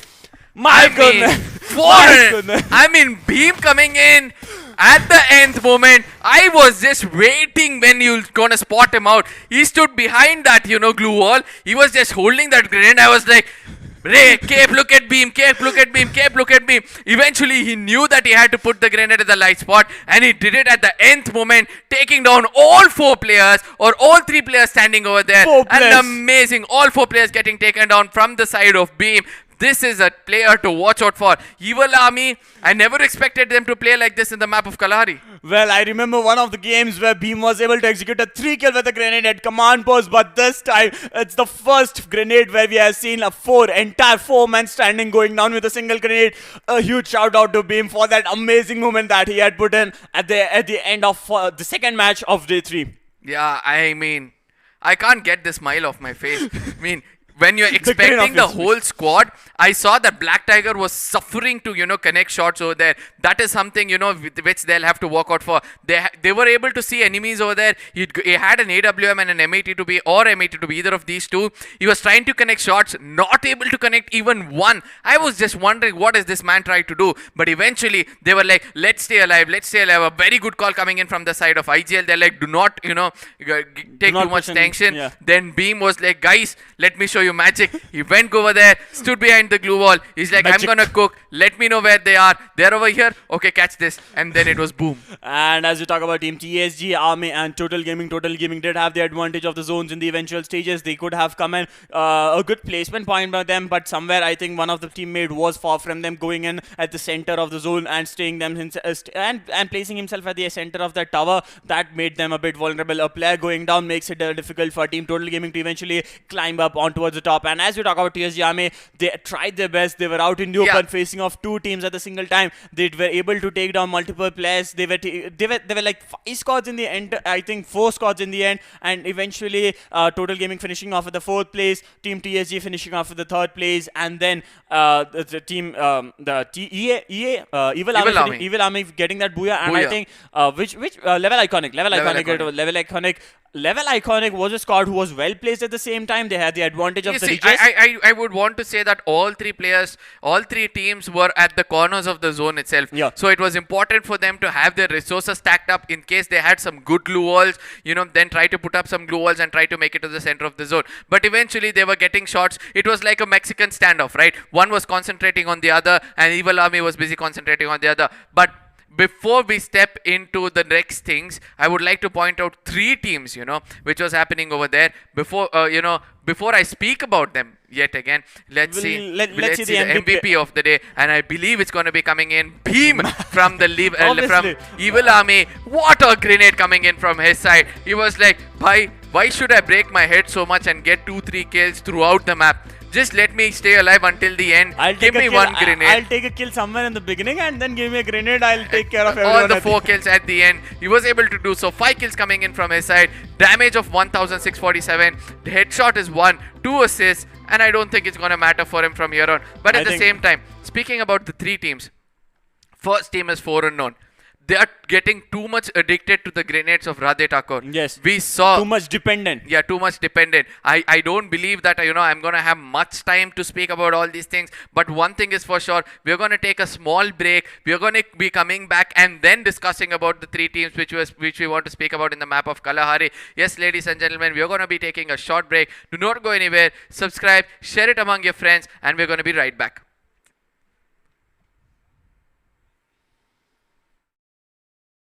Staying connected is now more important than ever, and 5G strengthens those connections. Qualcomm's 5G leadership is supporting virtual ways of learning, even in remote areas. You'll see our 5G leadership powering always connected mobile PCs, and wherever multiplayer gaming is connecting more friends in real time. At Qualcomm, we remain focused on transforming industries, creating jobs, and supporting the economy. The invention age is here. At Qualcomm, we invented the breakthroughs that made 5G possible. That means you'll see our 5G leadership transforming industries like agriculture.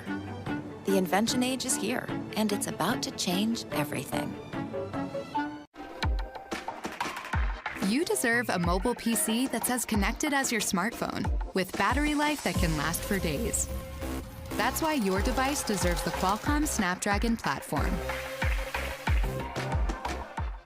Are you ready? 1, 2, 3, strap!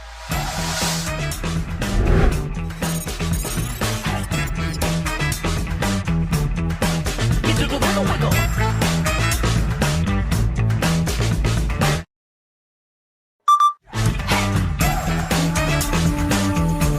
You shake it like you really wanna.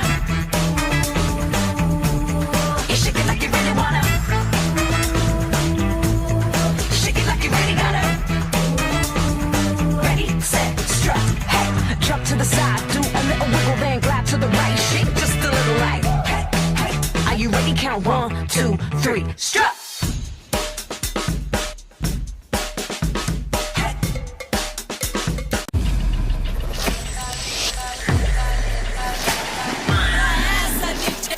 It's just another fact of life for me, really. People wanna step into the party and job. It's just another fact of life for me, really. People wanna step into the party and job.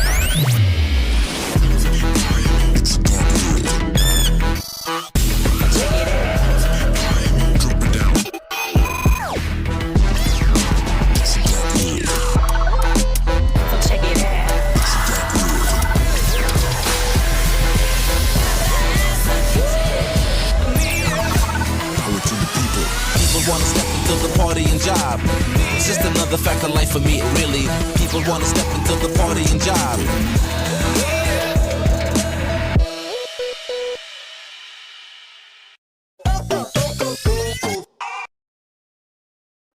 You deserve the freedom to immerse yourself in other worlds and explore new realities.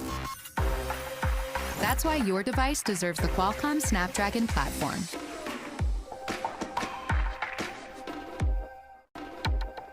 You deserve multiplayer games that respond at the speed of 5G. That's why your device deserves the Qualcomm Snapdragon platform.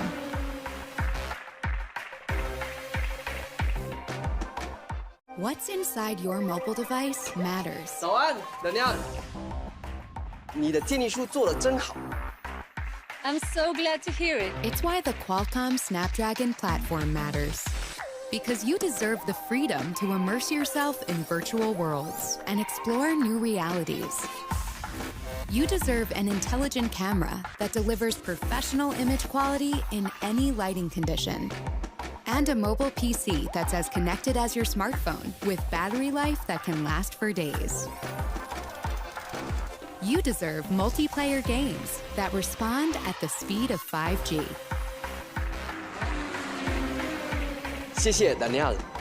I'll talk to you tomorrow. And you deserve the ability to stream crisp, high-resolution videos in more places anytime with 5G.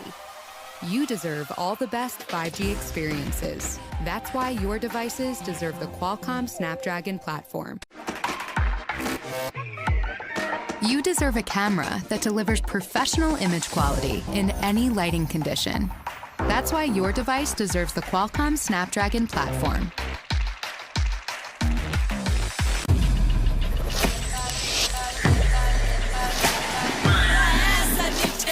It's just another fact of life for me, really. People wanna step into the party and job. It's just another fact of life for me, really. People wanna step into the party and job.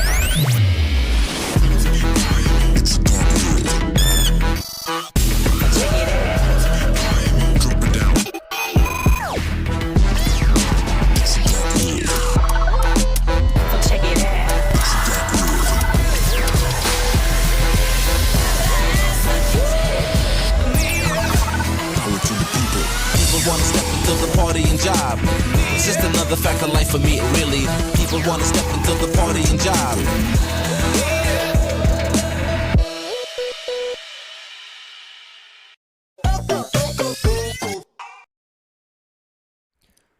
Welcome back, ladies and gentlemen, to Qualcomm Snapdragon Conquest Season 2 Free Fire Pro Series, sponsored by Poco as well. And we are watching the day 3 of League Stages Week 1, and it has been so exciting match right now. Yeah, eventually we were speaking about the three teams, you know. Why are we having a laugh is... Yeah, I do understand, you know, that at one point of time we saw that, you know, Aaron getting taken down. How much can you be in the open that, you know, 4 unknown is just going to stand there, take their aim, put that crosshair on your head properly, and then take a shot? You're giving so much of time. Where is the moment, my friend? I think it's a pro series. It was rather TKR who was just waiting. Yeah, he was just waiting. He's like, bye, ye dekho. And then he eventually took that shot as well. He's like taunting him. He's like taunting the viewers, like, should I take it? Should I take the shot? And yes, so, yeah, that is what I was speaking about. So that is one team I wanted to speak about. For now, we are going to look at the matchup of the next game, which is coming on our screens. It's going to be between Group A and Group D, where we're able to see from Group A, it's going to be Total Gaming, Team Chaos, Raven Esports, Level Iconic, like Life Hackers and Team D Esports. And I think Total Gaming wants to make a comeback this match. I think they will. Yes, they will obviously do it after finishing off in the first and the second match at a good position, playing for good placement points. Yeah. This time it's the third match for them where they have to get the booyah in the name. And as we talk about Group D, we have Team TSM FTX, UG Mania, AFF Esports, Headhunters, Blood Bashers, and DESI Gamers coming into play. Yeah, and I believe that, this group will be looking forward to get kills, and the first group A, will be looking to get some placement points, is what I believe. Speculating in a very, random way, but at the same time, yes, we were speaking about 3 teams. I'll be very, very quick. Enigma Gaming, Arin doing a normal mistakes, which he keeps doing it due to that 4 unknown depending too much on Radhe Thakur. Total Gaming at the nth moments giving up their life outside the zone. And as we look upon the map of Bermuda, again we have a beautiful plane path coming in, and we'll talk about the teams that is going to be joining us in this match. And I missed a lot of teams. Let's go with the ones left. Raven Esports, Team D Esports, Total Gaming, and that was just 3 teams of the 12 teams joining in. But it's okay. It's okay, ladies and gentlemen. Day 3, match number 15. We'll be looking at the flight path. It's going to be the map of Bermuda yet again, and things are going to be very much spicy because we all know that most of the teams are trying to do so. We are able to see that it's going between Rimnam Village and the Mass Electric. That comes up to say it's going to the western side a little bit. It's going to be ending up somewhere at the side of Bullseye or Graveyard. Yes, it's going to be ending pretty much close to Graveyard, going mostly to the western part of the map. If those people who have to go to Keratin or Cape Town have a long journey ahead, Headhunters choosing to go to Sentosa in the beginning itself. TSM as always dividing themselves to go to Factory and Mass Electric. They exactly know what to do. Team DG coming in. DESI Gamers are going in for Pochinok. I'm looking out for what Shanti is going to do for the day. Team UG going in for Hangar for the Blue Zone. A very good, thing for them as well. A very good decision from the players as well as the Life Hackers being very much divided in the beginning of the game between Peak and Katulistava at Bhima Sakti Strip. I don't know how good of a call that is. Well, I have to look for Team HH who are almost making, they're gonna go and make their way into Sentosa. Yeah, they're going to Sentosa, right? They jumped off at Sentosa.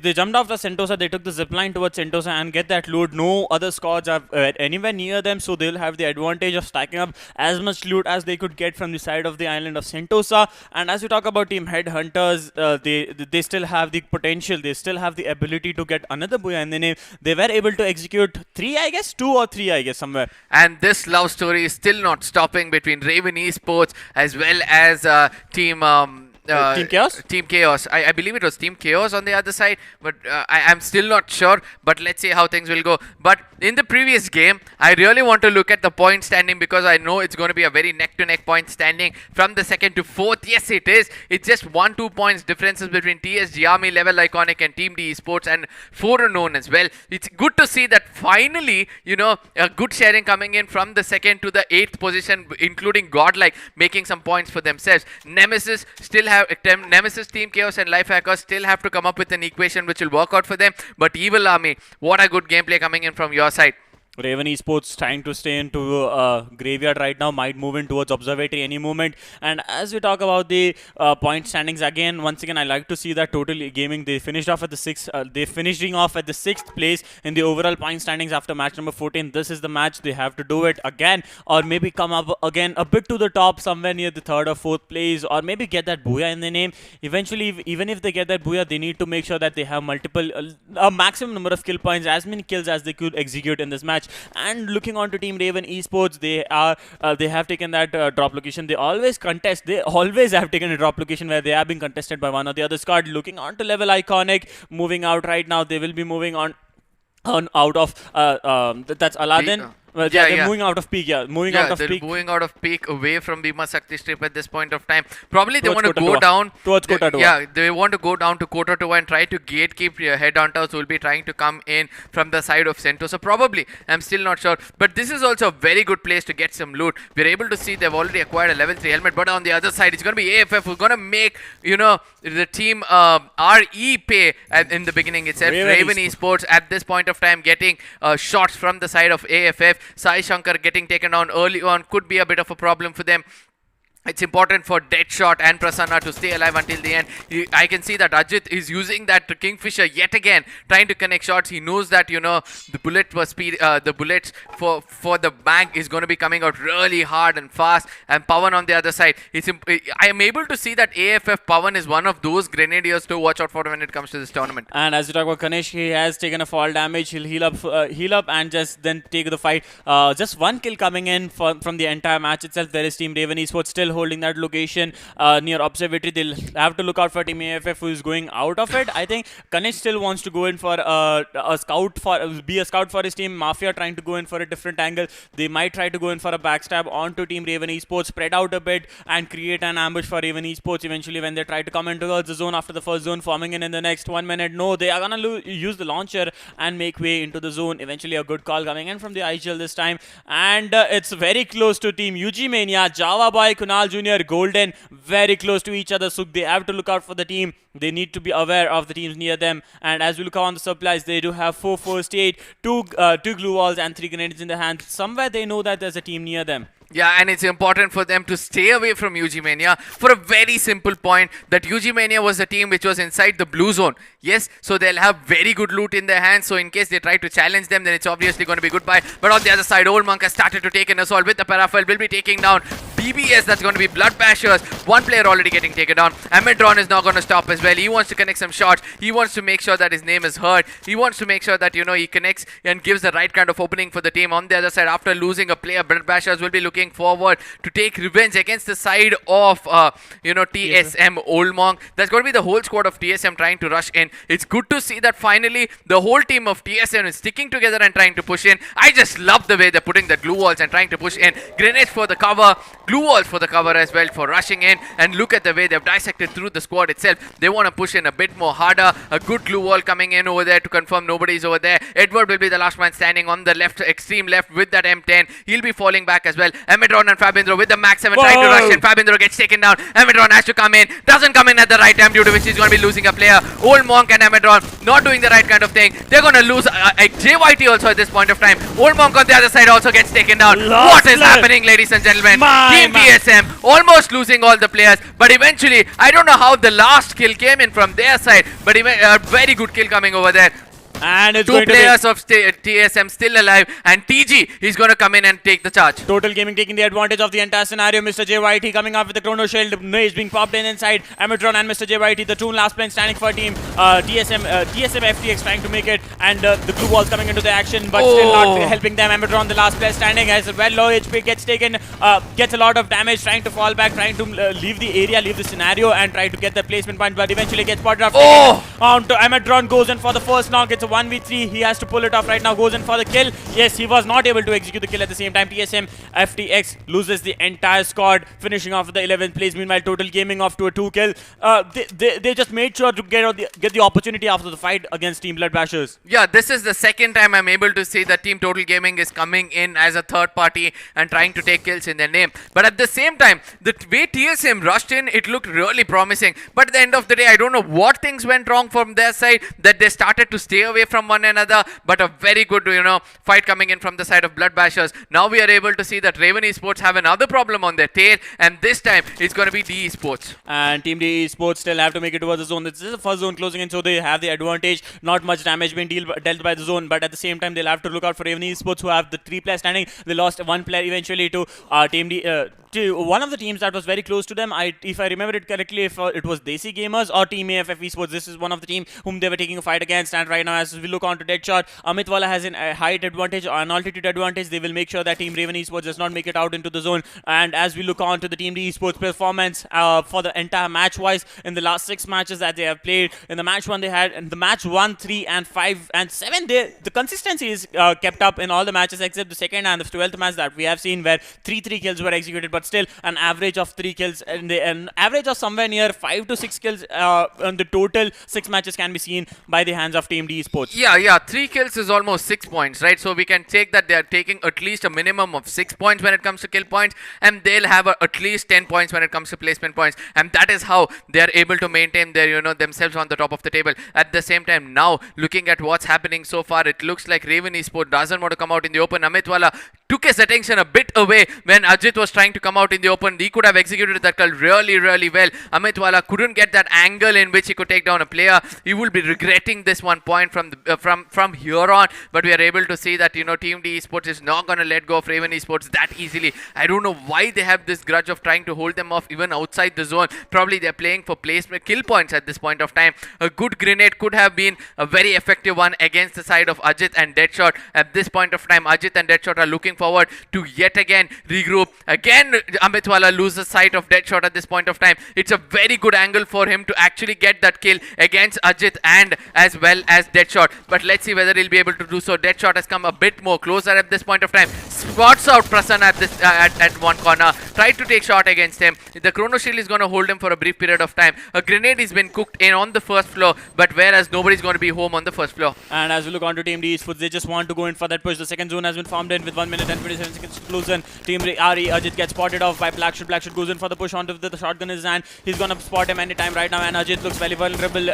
Shots have been landed on him, and the player Deadshot trying to give the backup for his teammate at an age. But meanwhile, Amitwala gets that knock onto Deadshot. The last player standing for Team Raven Esports. He have to do something special, and yes, DN RNSS gets knocked out by the play zone, and that's going to make a difficult situation from RE Ajit. Ajit is going to execute that kill, gives that revive, gives that revive to his teammate, and RNSS have been taken out. The last player standing for Team Raven Esports is Prasanna. He's trying to make its way away from his teammates and making it eventually towards the zone and try to play for the placement points. As we talk about Team D Esports executing 2 kills off to a good start, but still they have to travel a way lot into the zone. I think the zone took a sudden shift as we were looking up on the zone. It was favoring Factory, Mass Electric, and Rimna Village somewhere. Yeah, at the same time, we are able to see the Team Elite has got the Gorg in the hand. It's a Predator, I'm so sorry, who had the Gorg in his hand. He started to connect some shots as well. We are able to see the team of Lifehackers, I'm so sorry, he's trying to, connect some shots. A very good grenade coming in from Taneja. He's proving himself to be a very good grenadier in this game as well. Even in the previous game, he was able to do the same thing against the side of 4 Unknown, and this time again, he was able to take a knock over here. Scary comes in and gives a right kind of revival. Another grenade came in. Arsenal almost getting taken down, was healed up in a very good way, so he's going to be falling back. Scary's trying to hook up a grenade at this point of time, puts it up to try to take down Baby, but Baby was clever enough to come on the other side. More grenades coming in from the side of Taneja. Nobody's home, so all those grenades are going to be wasted for sure. Anshul on the other side is trying to take a jump, trying to take a peek. Scary on the other side is cooking grenade. Anshul has put up a grenade as well. There was a stun coming in, and Anshul will be connecting that grenade as well. A very good gameplay coming in from their side. It's going to be push coming in from the side of Anshul against Tech KK. Let's see whether Tech KK will be able to connect 1 or 2 shots. Scary at this point of time, still bleeding out. He needs backup, but eventually Baby gets taken on. All thanks to Tech KK, performing the very good game over there. We can see that, Baby will be confirmed as well. On the other side, Taneja gets taken down. Anshul gets taken out. Predator will be the last man standing. We can see that with the UMP is trying to come in from another angle. Tech KK does the job with the dual vector and saving his teammate with just 3 HP left. And losing one of the players. Team Chaos goes down with Scary, and it's the next Roth coming in from Team D Esports versus AFF Esports. A beautiful hit coming in, nice. And Team D Esports gets a knock onto him. Cross-nading coming in from the both hands of Team AFF Esports as well as D Esports. The Amitwala getting spotted off. RNS is trying to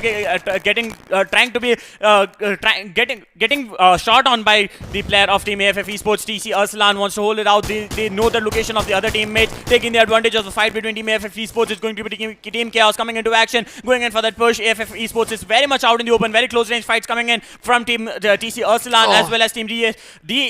Nice RNSS. 2 players have been knocked out from Team D Esports. Amitwala and Roshan, both of them goes down. The last player standing for Team D Esports, Roshan has to come in for the revive. The revive will come for Team D Esports, but meanwhile they'll have to look out from Team Chaos, who's gonna push it from the different side.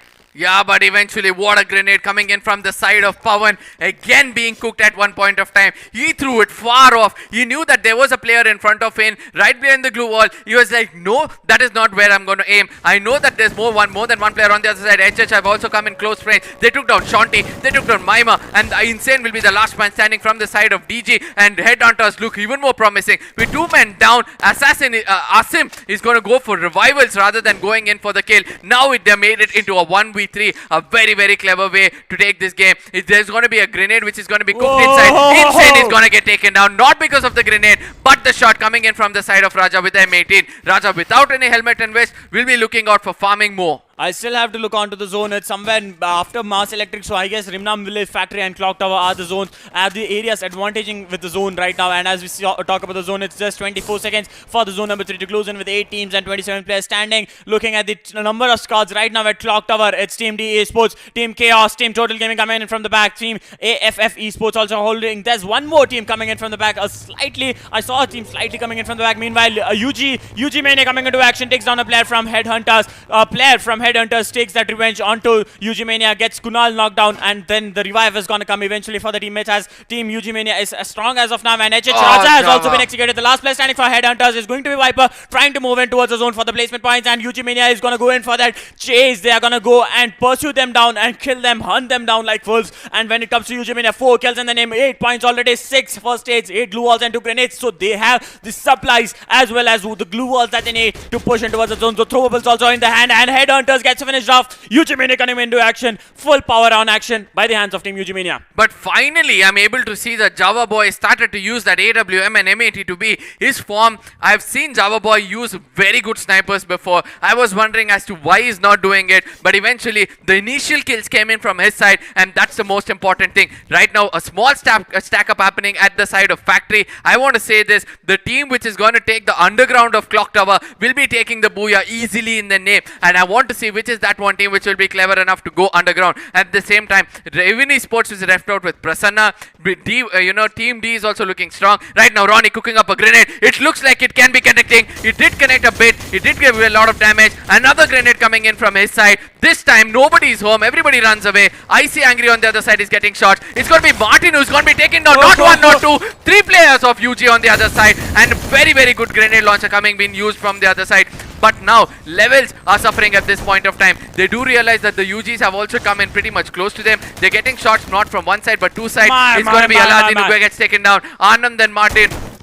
Angry and Martin are the 2 men standing. Total Gaming on the other side. No, everybody is going to be fighting it out. He's like, let's wait it out over here. Let them come out. Let's welcome them with a lot of lead. On the other side, on the inside, we're able to see that Martin is going to get down Java Boy as well. So more players being getting taken down from the side of UG. 2 teams getting eliminated at Factory right now. It's Total Gaming with the domination right now. Where there's multiple squads in front of them. They'll have to make it towards the zone eventually. The 5th zone forming in the next few seconds with 5 teams and 16 players remaining. Raven Esports have been eliminated. The last 4 squads standing. Total Gaming with all the 4 players standing. This is looking very promising for Total Gaming. Can they pick the Booyah in the name? As we look on to Total Gaming pushing on towards Team AFF Esports. There's also Team D Esports in front of them. So Team D Esports looks very vulnerable, and Total Gaming is going to take the full action onto them. Meanwhile, it's Team Chaos holding the location. They are at the center of they are almost at the center of the zone. AFF Esports out in the open between 2 of the squads. They have to look out for them. TG Delayed gets spotted off by Team Chaos. They are beautiful now coming in at the hands of Vivek. The revive will come in any moment for the team Total Gaming right now. But Total Gaming, this is the moment we have waited for.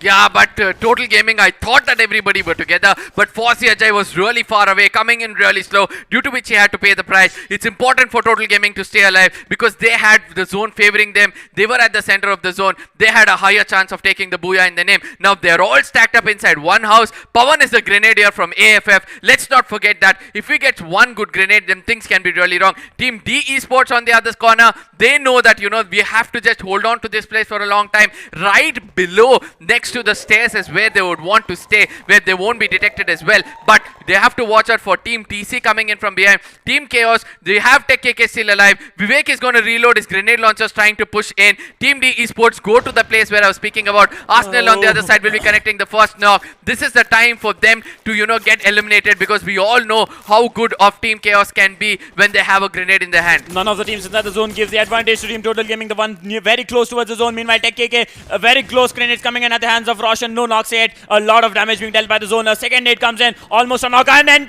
squad has been eliminated by the hands of D Esports. Total Gaming going down. Team Chaos, Team D Esports standing right now, and AFF Esports also at the close range, and there's knock coming in, finishes coming in by the zones as well. RNS is the last player standing for Team D Esports, goes on for the revive. He's going to revive his teammates. The last 3 players is Team Chaos. The last 3 teams are Team Chaos, Team AFF Esports, D Roshan. Team AFF Esports look very strong with all the 4 players standing. Team D Esports Oh, Team Chaos nice getting finished off with a grenade. beautiful nade coming at the hands of Pawan. The last player for Team Chaos getting taken down. It's a 3v4 situation coming in at the end of last Yeah, round. Pawan, the grenadier I was speaking about, is doing the job for the team at this point of time. Deadshot takes taken down. It's the time for them to shine. Grenades are being tossed up at this point of time. They know there are only two players. All they have to put is put grenades in front of them rather than putting behind them. But they choose to go for a close range fight. Pawan gets a lot of damage because of the grenades as well. But it's not going to matter much. M10's coming into play. It's going to be AN60 which actually put the final shot. And eventually the very, very good booyah coming in for the side of AFF. I did not expect them to come in so strongly. I knew that if Pawan had to stay, he could have put up a grenade and get those kills. But eventually he did it at the nth moment when required against the side of Team TC, Team Chaos. Team Chaos had grenade launchers. Team D had grenade launchers. Either of these two couldn't do it, but I could see that, AFF also had a grenade launcher. So these, grenade launchers are proving to be very, very fatal when it comes to the final circle. And somewhere I felt that Total Gaming had another game in the hand. Second game that almost slipped by the hand. It was so close for them. They could have just stayed at the edge of the circle. All they needed to do was put up some glue walls, wait for the teams to fight it out, maybe heal up themselves a bit outside the circle itself. I don't think they do not have enough supplies, because as I was talking about Team Total Gaming, you saw the amount of supplies when they were fighting against UG Mania, moving in towards factory and then on towards clock tower. The amount of supplies were not less, to be honest. Yeah, but 2 points which I would like to tell to Total Gaming, which I observed, if they could take it, and I believe that, it's going to be an honor for me. Two things were this. For Siaja, it was not necessary for him to hold that position for a long time. If he had regrouped with his team and not allowed them to get inside that compound, inside what single house, that could have been a best thing. Second thing, Delete was in the first floor. He knows that clock tower is a higher ground. So if he goes to the first floor, he's going to be vulnerable. If he's there over there, he acts as the scout because of the high ground advantage of the first floor. Yes. Rather than scouting around, he was in the open at the window trying to shoot or look at only one side, due to which he got a knock. And that is where, Total Gaming started to lose each and every player. So if in case, if these two things had gone in their way, Total Gaming could have had the game in their hand. Tech KK on the other side was also alive. He could have just run into the circle rather than waiting it over there. He was behind one glue wall. A grenade came in. He escaped it. But the second grenade eventually took him out. So it looks like, most of them had their games in their hand, but small mistakes did, costed everything for some of the teams. And now we are gonna look up onto the MVP of this match, and I think it's going to be from Team AFF Esports. Yes, it's AFF Pawan. The grenadier I was speaking about, at one point of time when all 4 players of AFF were still alive, and AFF Pawan was having a view onto, the side of Total Gaming when we're inside the house. I did mention that, this is the time where Pawan can be really, really valuable. And then at the end of the day, I didn't know he's going to be the most valuable player when it comes to the whole match. He did not put a grenade at that point of time because he knew that, in case I give up my location, it's going to be much more tougher for him. So he stayed on. He held that, position for a brief period of time. He got the right kind of backup. But when he's using grenades, he's executing kills, and that's the most important thing. I was speaking about 4 unknown when it comes to the map of Kalahari, where they got taken out ruthlessly. They are depending on Radhe Thakur to give the right kind of opening. Yes. Where rather they can, they can depend on their assaulter also to go in and get those kills, right? They were stacked up at one corner where there was a ridge behind them. Either they had to jump down or they had only way to push in. I don't know why they did not choose to do so. Eventually, grenade over grenade started to come over them. Swasti got knocked out. That was a wrong thing for them. And there was one more player from them who got knocked out. So 2 players getting knocked out became vulnerable for them. Yes. And then eventually Radhe Thakur was the person who got knocked out. Well, now as we talk about coming back to Team Total Gaming, they did have an advantage, and also as we speak about the supplies, they also had the supplies. But the only mistake that they did was not regrouping, and at the same time they could have a last player standing at the edge of the zone. They could have stayed there out in the open. That could have come with a different strategy. Now we're gonna look up on the match of the next match. I think that's going to be between Group B versus C. Yeah, it's going to be Group versus C, B versus C, sorry, and it's going to be match number 16. We are able to see that from Group B, it's going to be Team Elite, PBS Gaming, Never Broke Again, Mayhem, Blind Esports and Chemin Esports. This team is going to be taking over the Group C, which is going to be having one of those kings we always speak about when it comes to the map of Kalahari, starting off with 4 unknown, Enigma Gaming, TSG Army, Nemesis, GodLike, and Evil Army. This time, I think Evil Army is a team you have to look out for, but at the same time, there are Blind Esports and TSG Army also coming into play. And if I remember it correctly, let's go back to D Esports in the last game where D Esports was able to perform it. Yeah. They were having the advantage of all the 4 players standing, but they were at a so close proximity they could have spread themselves out because it was a 4v3 fight and it would have been easier for them to take on towards the last squad. Yeah, but at the same time, I would like to say that, 4 unknown knew that it was their home ground they were trying to play, but eventually they got taken down. But this time, I'm going to stick my predictions to 4 unknown yet again, because they know the terrain very well, they know the map really well. If not the previous one, I think they have all capabilities of taking the Booyah this time. Well, blind esports for me for this time, and we are going to look on to the caster prediction of the remaining desk as we talk about the Hindi desk. Blackbeard is going to go in with Chemin Esports, Oro is going with Team Elite. We have 3 blind esports coming in, that's me. From the Telugu desk, we have T18 Gaming and DK Official going in for blind esports, and at the Tamil desk, we have Kuti Gokul going with PBS and Warloop also going in with PBS Gaming, and you are the only sole player going in for unknown. Yeah, every time I've gone solo, I know that I've got the predictions right. So keeping my fingers crossed, I'll be looking to get that 4 unknown Booyah this time, vouching for them really hard, because I have been seeing things are not working out for them, even though it is almost the equation goes in right, but the nth moment there's an error which is coming up for them. I know they're going to be getting all those things right at this point of time. Enigma Gaming is something which I wanted to speak about. After losing Aaron, it's becoming very tough for them to pick up the pace in any game.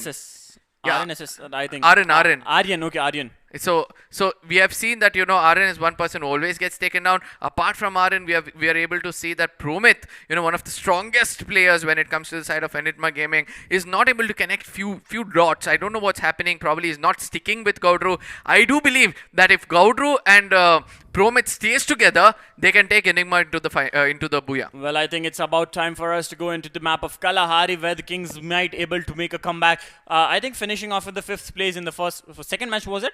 Second match it was. Yeah. In the second match they finished off with the 5th place, but this time they are gonna aim for that Booyah, come up with a different strategy, and it's time to enter into the flight path. The match number 4 of day 3. Yes, the match number 4 of day 3 with Blind Esports, Chemin Esports, Team Elite, Team Mayhem, Never Broke Again, PBS Gaming, Enigma Gaming, Nemesis, EA, Evil Army, Team TSG Army, and 4 unknown, and also GodLike boarding the plane.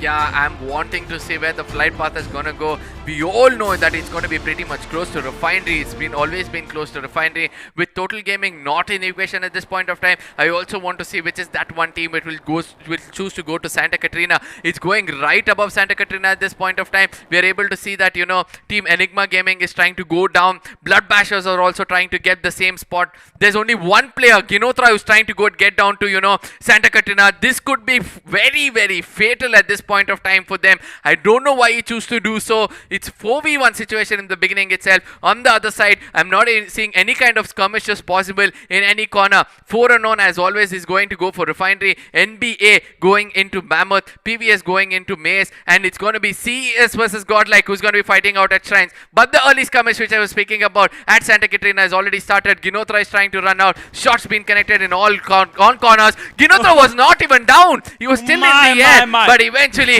gets shot and gets taken down. AMFF is going to clear out GodL. So Gods are already losing Tista, and it's a very bad start for them. Ashish also gets spotted and taken down. Mayhem is making GodL pay in the beginning of the game itself. At the same time, as we talk about Team Enigma Gaming, they are looking very strong right now. A beautiful knock coming in the mid-air itself. It's going to be difficult for the other team. That's going to be BLD. That's Blind Esports. Ginotra getting finished off. Where are the other players of Blind Esports? I think they're pretty much close by. I saw them going somewhere near... They usually take that drop location of command post, but I don't know what happened. Yeah, pretty much close to command post. No, not command post. I'm just not getting the name, but it is very close to Santa Catarina. Stone Ridge or Confinement?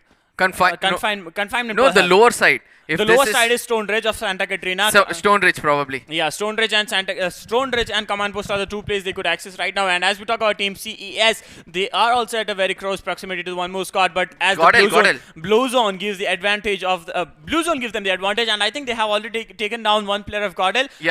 One more player of GodL was knocked out at the same moment. But I think somewhere his teammates came in for that revive that they needed. And as we talk about Crest Esports, they still haven't got the loot in the Blue Zone itself. They still need to stack up on whatever they could get. Mayhem. Meanwhile, Mayhem comes in from the back, and it's going to be a Mexican standoff between 3 squads of GodLike, Mayhem, and Team Chemin Esports. Mayhem Nikhil knows that he has to regroup with his team. Meanwhile, I only see 2 players of Mayhem. I think somewhere. No, 2. They're playing a split gameplay. I saw on the northern side of Shrines, on the high grounds, were 2 players of Mayhem. The other 2 are on the bottom. Looking at the previous game, AFF Esports getting 36 points. Right behind them is going to be D Esports. Again, good to see that there's been some good distribution between the 2nd and the 18th spot until so far. But at the same time, TSM not able to get that synergy amongst themselves. DESI gamers, Lifehackers and Bloodbusters have to do more. Aim God at this point of time with that M18 is boarded the car. He's going to be shot very badly. He has but he gets a very clever cover over there. He goes right behind that rock, but they grab the attention of those people who got the best firepower at this point of time. I like the gameplay coming in from Mayhem, as I told you. 2 people on the northern side, 2 people on the southern side, and let's see whether they'll be able to take an assault against the side of Chemin Esports. The altitude advantage with Team Mayhem right now. Looking on to Chemin Esports, Mayhem. Farfro is gonna take in some shots, trying to land some shots. Nikhil has been already shot. Nikhil has been victim of the number of shots coming in from the hands of Team Mayhem. And as we talk about the remaining shot, this Team GodLike still holding that single location, that single house. They're just gonna stay it out, wait it out. Yeah, Sniper just gonna wait it out between the fights and then take the advantage of the remaining crates. That's gonna stay there. Remaining loot that will be eventually helpful for them. Maybe somewhere to survive towards the top 5 or top 6. Maybe let's see how it turns out for GodLike eventually. As we talk about the remaining teams that are nearby, we have 12 teams and 45 players standing, with the zone number 1 about to close in the next 45 seconds. Yeah, Ashustar on the other side was the lone man standing on the other side of Shrines. Very cleverly detects the other 2 Mayhem players coming in on the southern side. He knew that is where he wants to go in and hold off. In case Ashustar hadn't seen the other 2 players of Mayhem coming in from the southern side, it could have been very vulnerable. But eventually he spots him at the right spot. Nikhil is trying to push in. I don't know whether it's the right thing for him. He gets tagged very badly from the side of Ashustar. With that M18 was able to connect. Eventually puts up a glue wall, restricting them to come in on the other side. Look at what's happening against Mayhem. A very good call coming from their side. Abhirav and Frost getting taken down. It's time for Nikhil and Ninja to actually rush in and save his teammates. I don't know how well that is going to happen with that M80 to be Kaushik doing most of the job. He's going to be confirming both the kills. An amazing gameplay coming in from the side of Kaushik. I thought he's the only grenadier, but he's also a very good sniper, has been proved right now. And there's another fighting happening between Team Never Broke again and PVS Gaming. One of the players from Team PVS Gaming has been finished off. As we talk about Team Mayhem, the remaining squad have decided to fall back instead of taking the fight against. No, they're still holding the location. Nikhil and Ninja just very close, and it's time for CES to go in for the push and get the skills executed for themselves. But it's a very clever situation that Mayhem have held themselves up. A beautiful cover for them inside that mazes, and Ninja and Nikhil still holding it out. And I think Ashustar knows the location of the players. He knows that he was staying there. He was holding them up so that the backstab does not come in. Meanwhile, there's another fight happening between Team Blind Esports and Enigma Gaming, and at the same time CES gets a knock onto one of the players from Team Mayhem. The last player standing for Team Mayhem has to do a different thing, but Chilu gets knocked out on the other hand. Chilu gets finished off by the hands of Team BLD. Mayhem, Nikhil has been finished off, the last player standing for Team Mayhem. Will he be able to pull a 1v4 right now? We don't know it for sure, as we are watching the game of Team Blind Esports versus Team Enigma Gaming. Enigma Gaming loses one more player, and that's the team elimination of Team Mayhem coming in. Enigma Gaming loses one more player. Ginotara has been finished off. It's difficult for Team Blind Esports, losing the main player, essential player, and EG Gaudro has also been knocked out. So it's an opening that Team Blind Esports have been waiting for. I can see Nivesh is cooking up some grenade at this point of time. A Chrono Shield is going to protect them for a brief period of time. The 2 players who had to stay alive from them is still alive. I'm able to see it's going to be Gaudro and RN. A very good grenade coming in from their side. It was a very good cooked grenade. If not for that, Chrono Shield, it would have been taken down. But eventually, the assault has already started against them. They're going to go in like scavengers and not going to stop until they finish off the whole squad. Gaudru is trying to cook us some grenade at this point of time. If he connects one, then it's going to be much more easier for him. Doesn't connect at the right time. Gaudru is relying on getting... Oh my god, what a beautiful grenade. The second grenade connects for him. He's trying to push in a bit more closer. He knows that this is the time for him to take those kills, but Revival comes in successfully. With the M18, he's going to hold it for a brief period of time. Probably he wants to fall back. With that M18 still falling back, he knows he's put up 2-3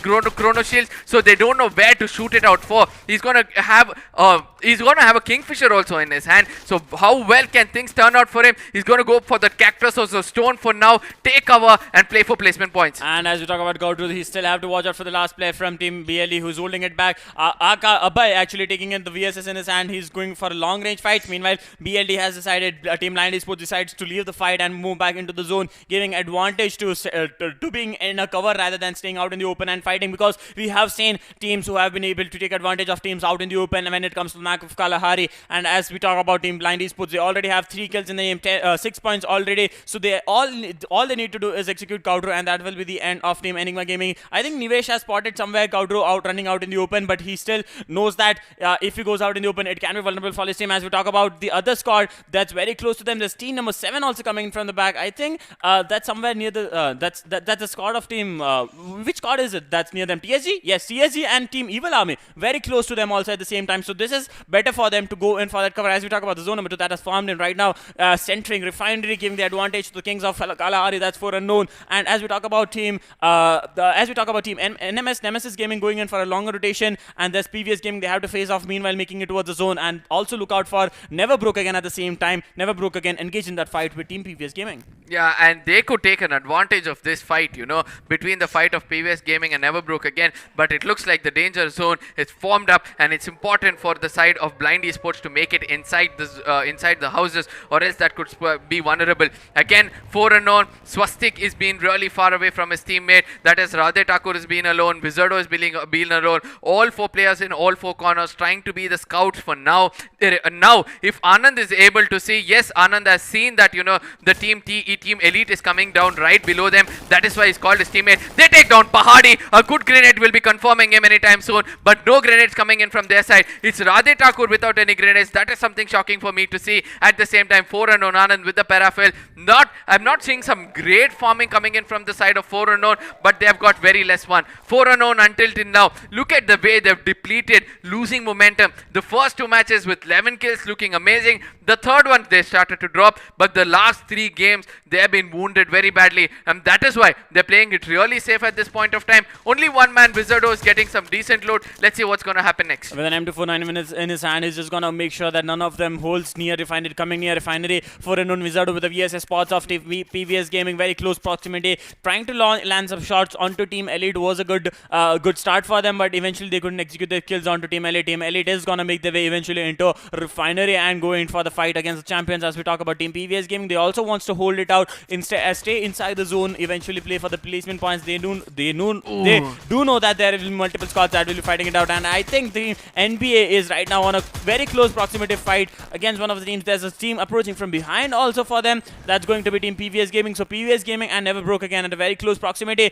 They'll still have to watch out for the players. Never Broke Again with all the 4 players standing, 2 kills already in the name. Mary X and Jay. Mary X is the man who has been able to perform in Season 1 with a lot of headshots, with the snipers coming in, 8 kills in a single match we have seen from his hand. Let's see if he is able to do the same in this match. PVS losing one of the players, 3 players still standing, trying to play for the placement points at the same time, holding it near Refinery, just holding it down below the towers and just gonna stay there. PVS Sanjay with the car 98 in his hand, trying to spot down the enemies just near him. There's an entire squad on top of them, and still they want to just play it safe and play for the placement points. And we're gonna see the zone number 3 forming in anytime right now. Zone number 4 has formed in. Zone number 3 will be closing in the next 1 minute. And as we talk about the zone, it still gives the advantage to Team 4 unknown.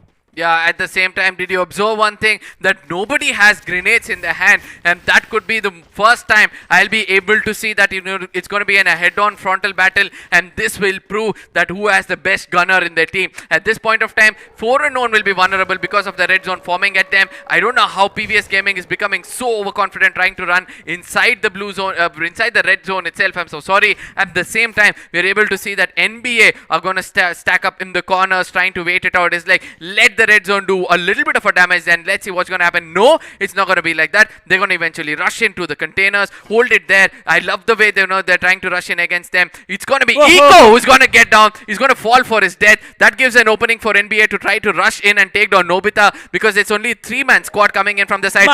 4 unknown. What did I say? It's going to be a red zone coming in. Why are you risking it, people? And it's going to be Radhe Thakur who has to rush in and save his teammate. Eventually he'll be able to do so. But on the other corner, I was able to see a a lone man. Probably it was Swastik who's gonna get stacked up on the other corner with everybody over there. NBA gets visible over there, and eventually Wizardo is gonna make him pay with the VSS, and he's got some decent helmet and vest in his name. Well, as we talk about for unknown, that was a very risky situation to stay out in the open in the red zone. As we talk about the remaining players, there is GodLike paying the price right now, losing one of the players. As we talk about Team LH getting spotted on by 4 unknown. Nano wants to go in for the knock, lands a beautiful shot with that, and NBA Merix has come into finally action. NMS loses one more of the players. Sasuke has gone in for a melee and taken down a player from Team PVS Gaming. Something new coming in against by the hand of Team NMS, and NBA Aman has been taken out from the vehicle, getting taken off. Radhe Thakur getting knocked out. A beautiful knock coming in by the hand of Team Merix. Merix is right now on a spray. He's the man I was talking about. The man who actually, the action I missed out from Merix is coming right now into the action. He's taking the vehicle, trying to move into the zone, but Nemesis getting finished off by the zones, and 2 squads getting finished off at the early stages itself. We still have 10 teams and 28 players remaining with the 4th zone formed in about 30 seconds to close in for the 5th zone form. I would love to see the whole map at this point of time, because I can see that there's a lot of teams forming up on the corners of Refinery, and I know that Team TSG is in the bottom, trying to make sure, trying to watch if there is any team coming below, they can take the shot against them. But at the same time, I can see that there's another team not far away at NBA. One more player gets taken down because of the zone outside, and he's going to be confirmed as well. Team Iconic on the other side will be taking Enigma Gaming Yash, and he's going to be finishing him as well. But at the same, I want to see where are the other teams. We can see that PVS Gaming is still alive. Radhe Thakur goes in, he connects the shot with that M18. He wants to go in for the final kill as well, goes for a jump shot, finishes him rather than getting the other one. Anand gets taken down. Anand probably will be revived anytime soon, because there's no other team pretty much close by. At the same time, he has to be very, very careful with what's happening in front of them. Radhe Thakur is trying to put some grenades over here. If this grenade connects, then things can be very different. It's going to be behind. No, it's going to backfire to them. Wizardo loses health. Susvik loses health. One more grenade coming in from their side. It's going to be a fight out with the grenades for sure for a brief period of time. We're able to see some grenades are also doing damage as well. Radhe Thakur comes up a bit more closer. Ojasvi comes in with the jump shot, takes him out. Jaunty on the other side. We're able to see that Ojasvi is taken down. Swastik, Legend also gets taken down. I think that's a shutdown coming in from the side of TSG against the side of 4 unknown. And as we talk about the remaining squads, we have 5 squads still standing, 12 players. I think there is still Team TSG who is able to perform in this match, who will be able to take it home. But as we talk about Team Elite coming in from the bottom, they'll have to face off Team TSG. And at the same time, they have Team BLD in front of them. BLD getting spotted off by multiple squads. There is Team Chemin Esports just holding it out. GodLike getting finished off by TSG. TSG, Sasuke is going to go with, Ochasvi is going to go with, and camouflage himself. Meanwhile, BLD Nivesh also gets spotted out in the open, getting taken down. A glue wall comes up for them. Blind Esports is not able to do it this time, but will they be able to make it over the zone? The zone damage comes in, and Kaushik has been knocked out by the zone. The last player standing for Team Chemin Esports is going to be Dave, who is going to take the zone damage, as well as trying to give the revive onto Kaushik. Gets finished off. That's the end of Chemin Esports. The last 3 squads standing. BLD is back on the fate. Blind Esports, Team Elite, IRTP getting taken down. Iconic is the last player standing for Team Elite. BLD goes in for the push. Blind Esports will be able to take it down or not. We'll have to watch out for sure, as Team TSG is pouring lead onto them, out on the chrono shells, and they whatever glue walls they come up with. Yeah, Iconic, look at the way he's throwing grenades over there. Iconic has to stay there. He doesn't have to come out in the open and reveal his location. He's got some good covers as well, but he has a grenade launcher in his hand. Hold on to those bullets, my friend. You'll need it at the nth moment. But right now, he's still popping up bullets, not able to connect it as well. Akshadeep knows that, he has to stay there for a brief period of time, but TSG is all planning it out. They are trying to get those stats in the right way as well. They realize Iconic is in one corner. Everybody are going to pour lead over there, but eventually Bloody Sports versus TSG is what is going to stand off, and it's important for Iconic to come in from behind and use a grenade. Let's see what's going to happen from here on. Vihan tries to goes in. He takes down one player. It's going to be Abhay who's going to come in. Ojasvi gets taken down.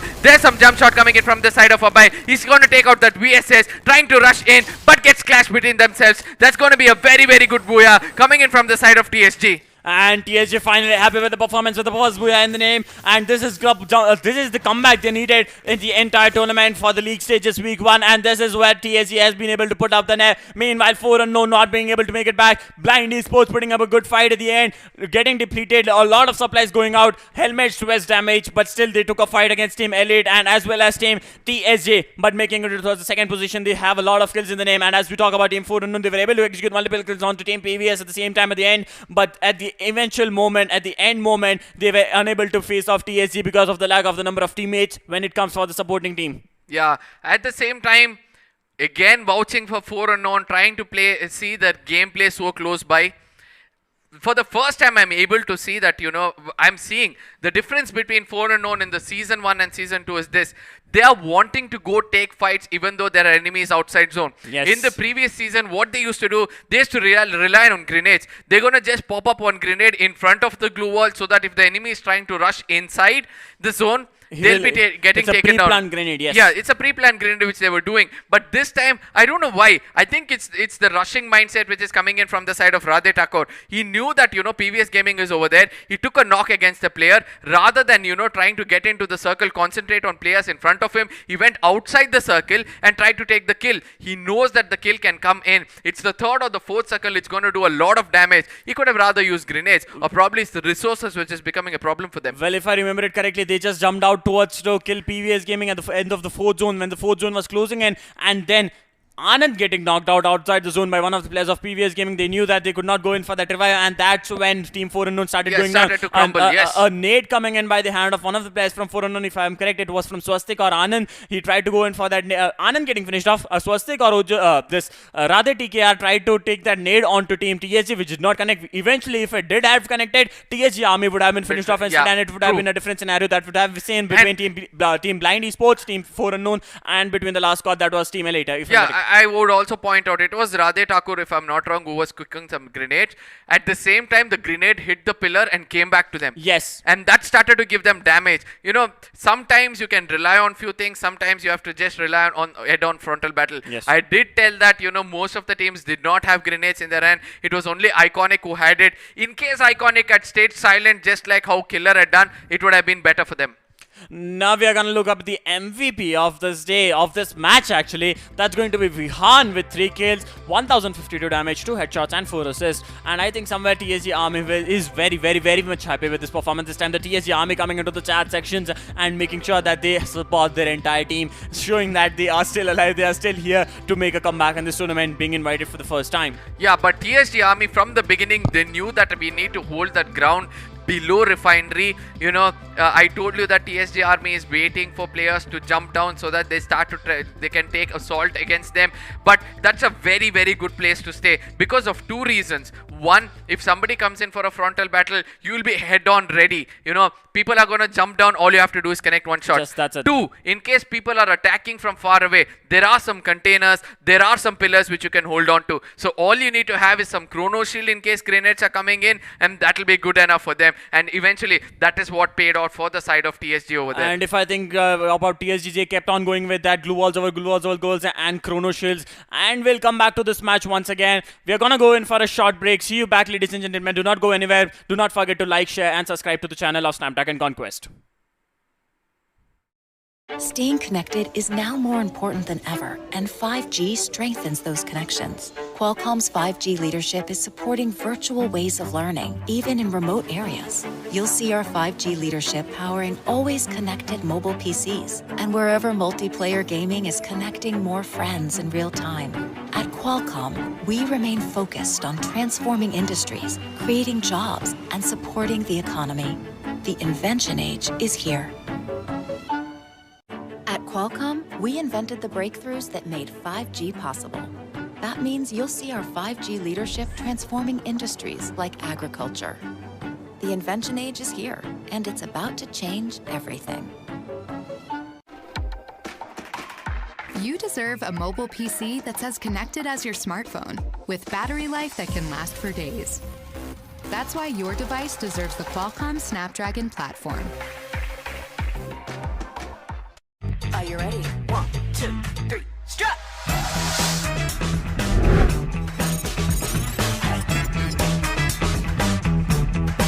You do the wiggle wiggle.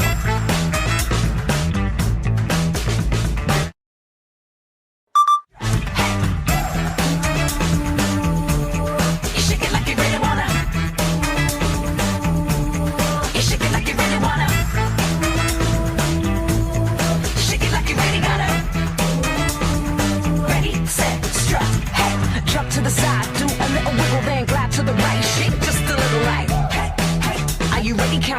2, 3, strut.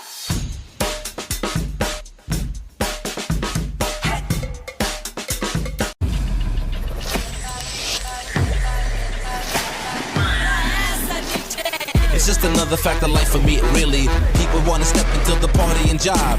It's just another fact of life for me, really. People wanna step into the party and job.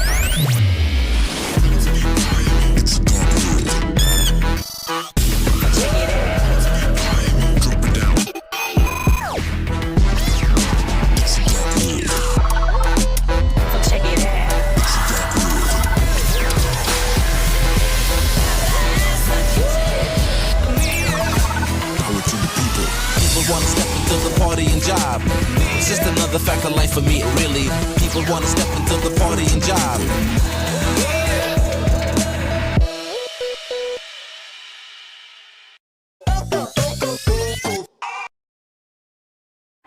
You deserve the freedom to immerse yourself in other worlds and explore new realities.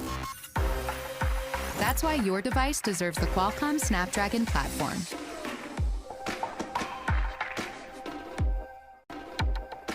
You deserve multiplayer games that respond at the speed of 5G. That's why your device deserves the Qualcomm Snapdragon platform.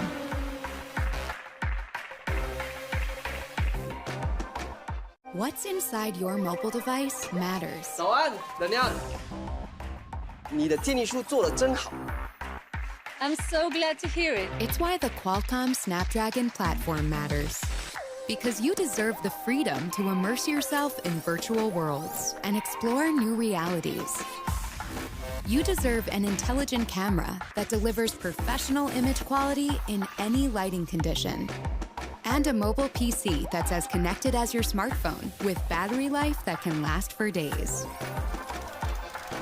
You deserve multiplayer games that respond at the speed of 5G. 谢谢 Daniel。 I'll talk to you tomorrow. And you deserve the ability to stream crisp, high-resolution videos in more places anytime with 5G. You deserve all the best 5G experiences. That's why your devices deserve the Qualcomm Snapdragon platform. You deserve a camera that delivers professional image quality in any lighting condition. That's why your device deserves the Qualcomm Snapdragon platform.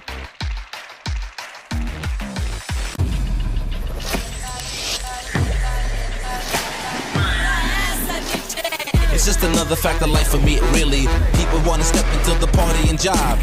It's just another fact of life for me, really. People wanna step into the party and job.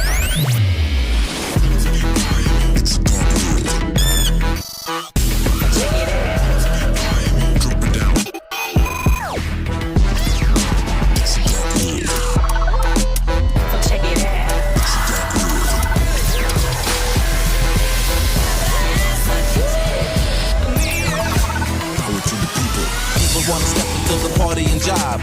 It's just another fact of life for me, really. People wanna step into the party and job.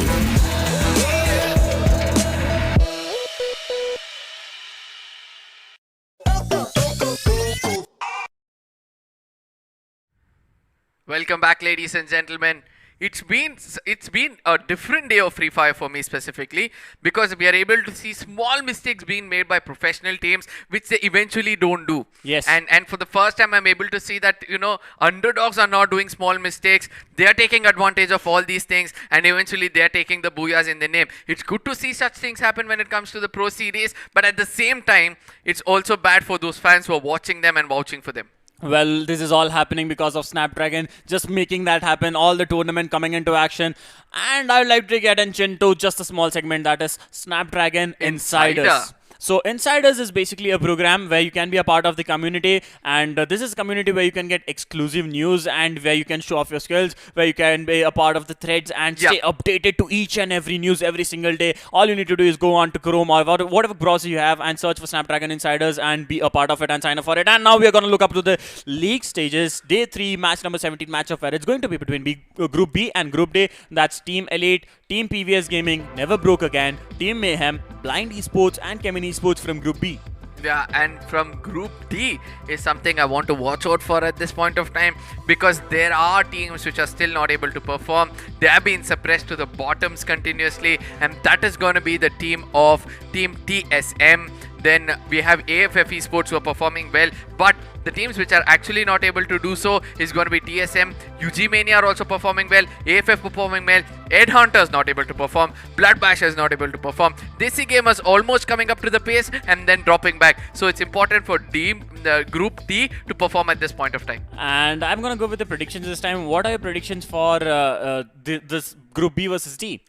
Group B versus D, I think... You're gonna go with TSM? No, TSM FTX. Maybe somehow. I think I think I did go for blind esports at this time, or probably TSM on those analysis. Well, I'm gonna look at it. You went for blind esports, so we both we both are with blind esports this time. Yeah. So blind esports and TSM are the two teams which were there in my head when it comes to the fourth game, because I knew, but by this point of time, blind esports would not be able to perform that well. They would have been slaughtered in the beginning. Somehow those analyses have picked up to be right so far. So this time, blind esports will be playing a little bit safe. Yes. And then trying to come in really hard at the end stages. Just missing that booyah bus just by this. Yeah, this bit. One game. Yeah. So last game I predicted it was going to be blind esports. This game also I'm going to go with blind esports. So we're going to go it for sure. We'll know it for sure. And it's time to jump into the match of Bermuda. Yes, now we're going to go onto the flight path where we'll see the teams joining us for this match. That's going to be Blood Bashers, DESI Gamers, Team TSM FTX, Team AFF Esports, Headhunters, UG Mania, Blind Esports, Chemin Esports, NBA Never Broke Again, Team Elite, and PVS Gaming, as well as Team Mayhem, who will be joining us in the match of Bermuda. It's the match number 17, ladies and gentlemen, the last second match of the league stages week 1. Yeah, and the flight path will be coming on our screens anytime soon. It's going right to the center of Sentosa. I can see that, peak is right in front of us, almost going to the center of the map. It's going to be like a straight cut, which is going to be to the center. Yes, it is. It's going to be a straight cut where we are able to see that Kartulistiva is where, we're going to have the blue zone.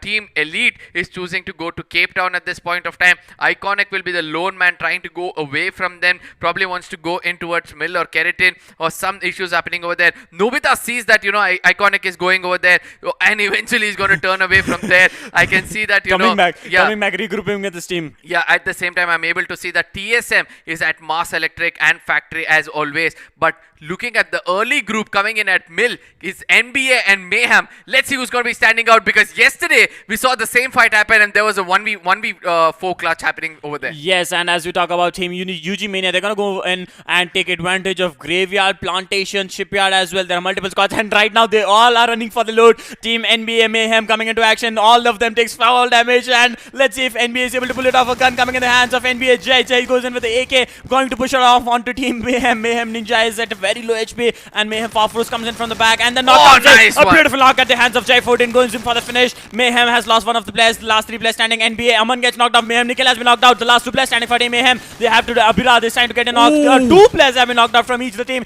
A player getting finished off from the team of Mayhem, and Abirao trying to go in with the Organis, and he has to face off Medics, and that's the end for Team NBA. Never Broke Again getting finished off so early in the match that they're gonna pay the price for this in the overall point standings when it comes to the overall point standings. Yeah, I mean, there was a time, where we saw that it was important for you to have the right gun.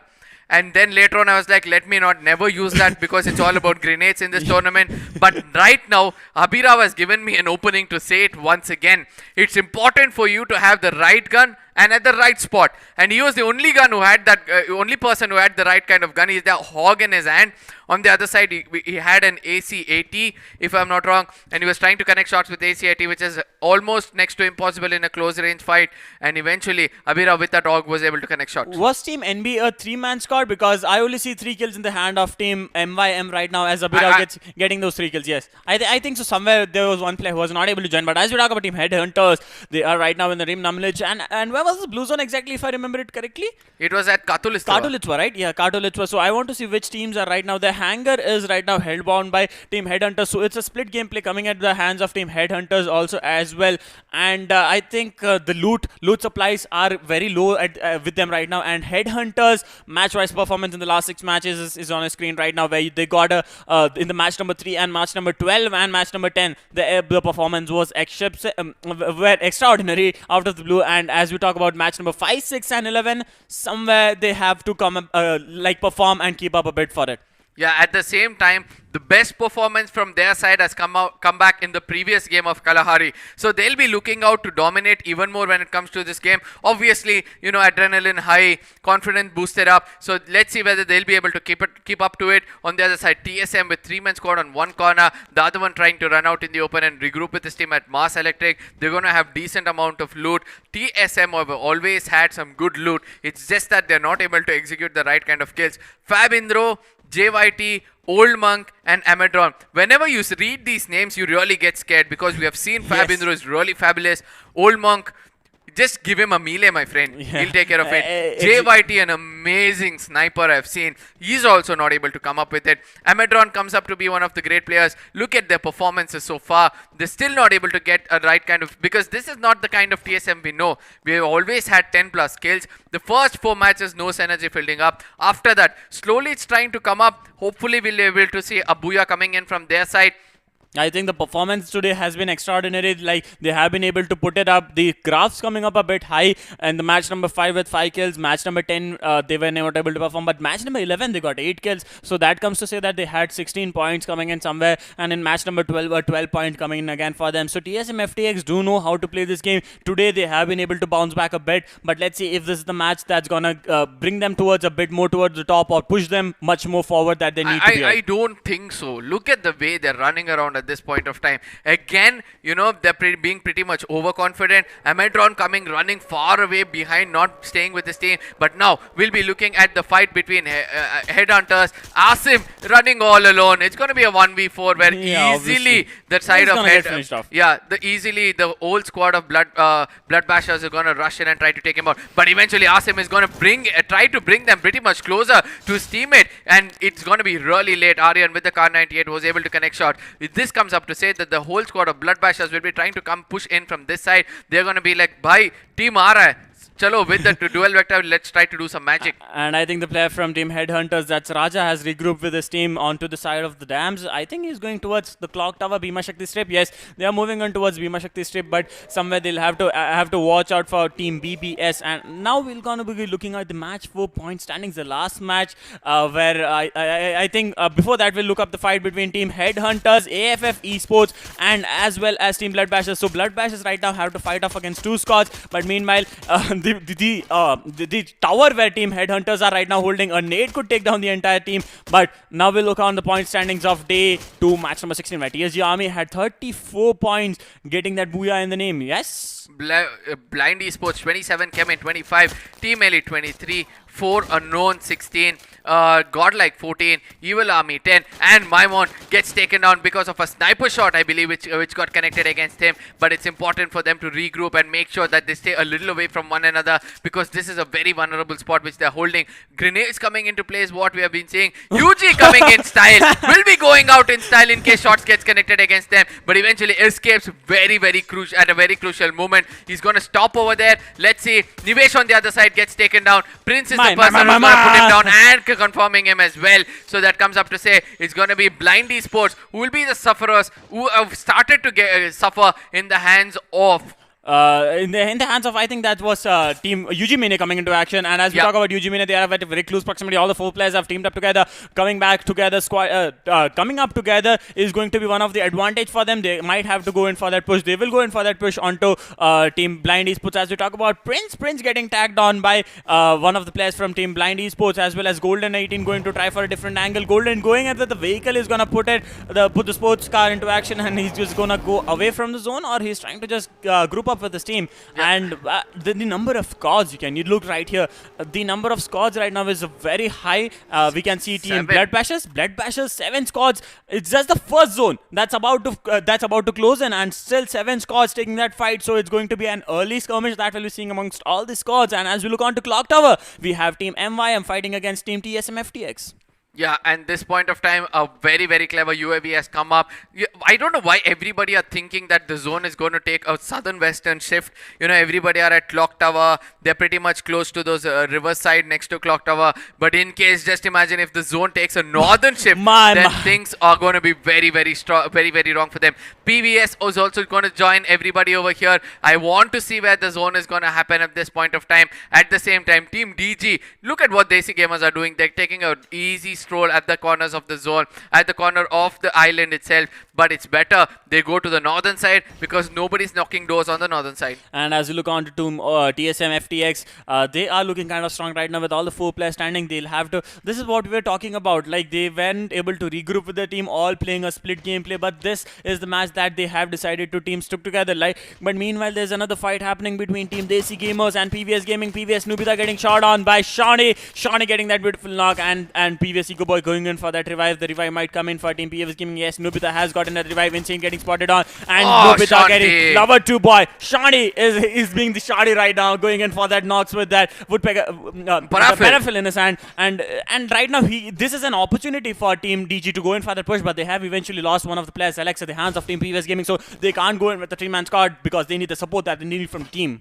Yeah, eventually I told, right, this man Shanti can do wonders when it comes to their side. Harsha try to come out in the open, gets knocked off, will be revived anytime soon. Look at what Shanti does. He tries to take that attention away from them. A very good, thinking coming in from his side. A very good strategy coming in from their side. Now they can regroup and they can do something different. Eco with the grenade trying to toss in. Will it do any kind of damage? Yes. I can see 130 damage coming in from their side. More chrono shields have been popped up over here. Eco has to stay for those chrono shields to go away, and that is when he has to cook some grenades. Shanti doesn't realize that Eco has come up pretty more closer. Eco tries to run around them. I don't know what's happening over there. Sanjay tries to come in. Nobita on the other side puts up a grenade. One more grenade coming in. Shanti is going to be the person who gets taken down because of Eco. Now Eco is trying to push in, trying to take the final kill. It's going to be Sanjay who's going to be registering that. 4 kills coming in the name of PBS, and that's going to be goodbye for DESI Gamers. And as we talk about the DESI Gamers, they were able to just hold them back a bit, but the chrono shields and the glue walls did not come in for help, and the nades coming in with the hand of Eco Boy, and Nubita just going in for that full action-packed grenades that were actually planned out for them, and somewhere I think losing the first player gave the opening for PVS Gaming to just go in for that push. And as we talk about the remaining squads, the zone number 2 is about to close in. The number of squads at Clock Tower is still the same. You can see that they are just holding it out, not fighting it out. TSM, FTX, MYM being stranded between all the 3 squads. That's UG Mania, AFF Esports and TSM. And this is the moment we are waiting for. UG Mania is going to go in for that push onto Team Mayhem. At the same time, TSM, FTX will try to take the advantage of the fight that will be happening between them, and AFF Esports will be the last one to push in and take the entire advantage. Meanwhile, UG Mania will be engaged in the fight. Yeah, Java Boy stepped on a landmine at the corner, at the stairs. I really want to know who had put up that clever landmine over there. 10 people still standing, ladies and gentlemen. The second zone, which has formed up, seems to be favoring Clock Tower still. That's why people are not going to go away from here. Amedron on the other side trying to be a little more, daring. Try to summon in some drops. I can see the team Mayhem is not pretty much far away. Prince on the other side is getting some shots as well. We can see Team 8 far away trying to come in. Ginotra on the other side is trying to make PVS pay. Is taken down Sanjay for now. Let's see whether he'll be able to confirm that kill. Look at that cluster. Look at the number of teams right there at Clock Tower. Everyone trying to come in and get their hands on the action. PVS Loverboy getting knocked out by Blind Esports, and at the same time there's another fight happening between UG Mania. UG Mania goes in for the kill onto Killer. Java Boy has been knocked out. UG Mania has been getting vulnerable right now. Team Elite loses one of the players. Sanjay getting the knock onto BLD. Abhay trying to go in for the kill. PVS Nubita is going to go in for that push. He's going to go for a different angle, get the altitude advantage onto Team Blind Esports and execute the skills at the same time. They have to look out for the teams on the left and the right.